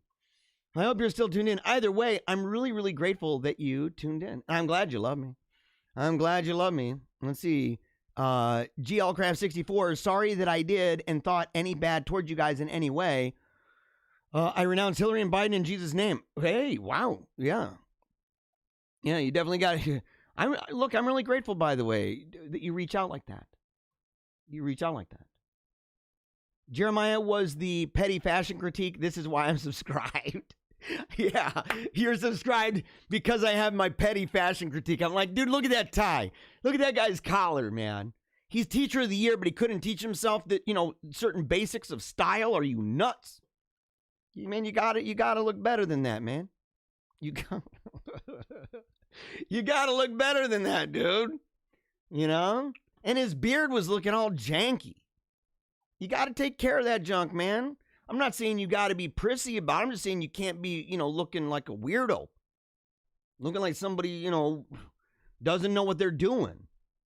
General says, it's not just that they want to force us all to like the new Star Wars. They want us to hate everything about the pre-Disney Star Wars. They'll never take that from me. Dude, bravo, man. I'm serious. Bravo. So true. Josephine says, so true. Sodom and Gomorrah. God help us. Our God will not be mocked. 100%. James says they're cheering people who they want to come after people who believe in tradition. People who want to come after individuals for their belief in God, for their race, in fact. That they are cheering for a Holocaust. Absolute degradation of society. Maya says, I think 2020 will go down in history as the year the people woke up. Completely agree. You're a genius there, Maya. You're totally a genius, by the way. And that's true. Oh, no. No. No. Oh, no. Oh, no. No. Oh, no. I can't believe it. I lost it all. It's okay. It's gotten late. It's okay. It's all right. All right. The kids can come on down. We are going to do, let's see the camera here. Boom. Got to do that one. Got to do that. Got to do window capture. Take this thing off. Okay. It's all right. We began as we started. I just want to say this in closing. I really mean it when I say I love you guys. I'm not saying that, what do I have to gain from this? I mean, We are a small show. We're like the mom and pop shop here, okay? Come on down. More floating heads today. Yeah, you're floating heads today. Again, I am. But we're the mom and pop shop, okay? And this is serious. I got to be serious for a moment about this. Is that, you know, I'm grateful every day when you guys tune in. I'm grateful that you dedicate time, that you stick around for so long. I've enjoyed getting to know you. I love seeing the names. You do something like this, and if you're seeing new names all the time, there's something good about that. But to realize you've connected with people in such a way that they feel a bond, that they identify with the wolf pack, and that they keep coming back for more. I hope that I can continue to do my best and that you'll pray for me. He has no shirt. Oh, yeah, okay. So this little guy. You got no. Mama. Oh, Mama's coming. Mama's coming. Why does he have no shirt? No, he has no shirt on. Look at little Louie. Look at little Lou. But I'm grateful for all of you. In fact, we all are. Are you guys grateful? Yeah. Yep. Yeah, we're grateful for all of you. And we hope that we can continue to do even better in the upcoming year. And that will be a constant ambition of ours and a constant endeavor. And that we'll never grow ashamed, not only of the small beginnings, but we'll always remember those people who were with us all along. And that we'll always cherish the idea and embody the idea that we are and that we have been and that we will always be a wolf pack. That we always howl at the sun. And that just like every single day, that we can resolve deep inside of our hearts to have a certain motto and certain slogans, certain themes within our life that help us to give that we've got every single day. Let's see here. All right. Love you guys. All right. Paleocratdiaries.com. You got to go check it out right there. And again, if you haven't taken a knee for Jesus Christ and you want to, or you have questions, make sure, email us, paleocratdiaries@gmail.com. For interviews, speeches, and all other inquiries, including hate mail, you got to do the same thing. paleocratdiaries@gmail.com. Of course, check out the work over at Paleo Cheese Podcast. Okay, there's gonna be an episode tonight, pretty late. I think it's gonna be a New Year episode, and then or New Year's Eve episode, and there will also be a live show tomorrow. I believe at 8 o'clock is when that will begin. Make sure to subscribe. You can find us Facebook, Twitter, all that Paleo Cheese. Check out Meaning of Catholic. I'm going to talk to Tim, have him on very soon. It'll be pre-recorded though. I don't think it's going to be live.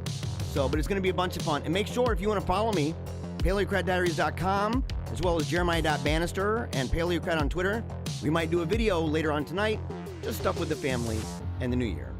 Of course, as we do every single show at the very, very end, we salute you and we remind you, never give up, keep on smiling, and memento mori. You know our kids are just had.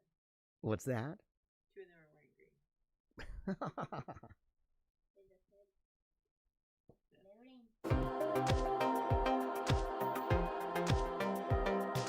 If I don't talk into microphones, I don't make that mad cash. Making all that money. Making that mad loot, right?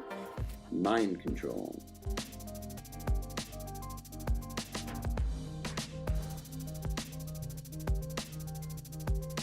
So we see the minority elite imposing their ideology on an unwilling and resentful populace. This causes a backlash. People get ticked off. The left is working long and hard to make us feel as if we've done something wrong. Worse yet, that we are the problem. Don't let people just rip on your heritage. Don't let people just rip on your traditions. Don't let people rip on your heroes. Stand up for what you believe, what made you who you are. So unless this disenfranchised majority begins standing up for what they believe in their heart of hearts to be true, I think we'd be left with nothing more than a dirge and maybe a funeral procession.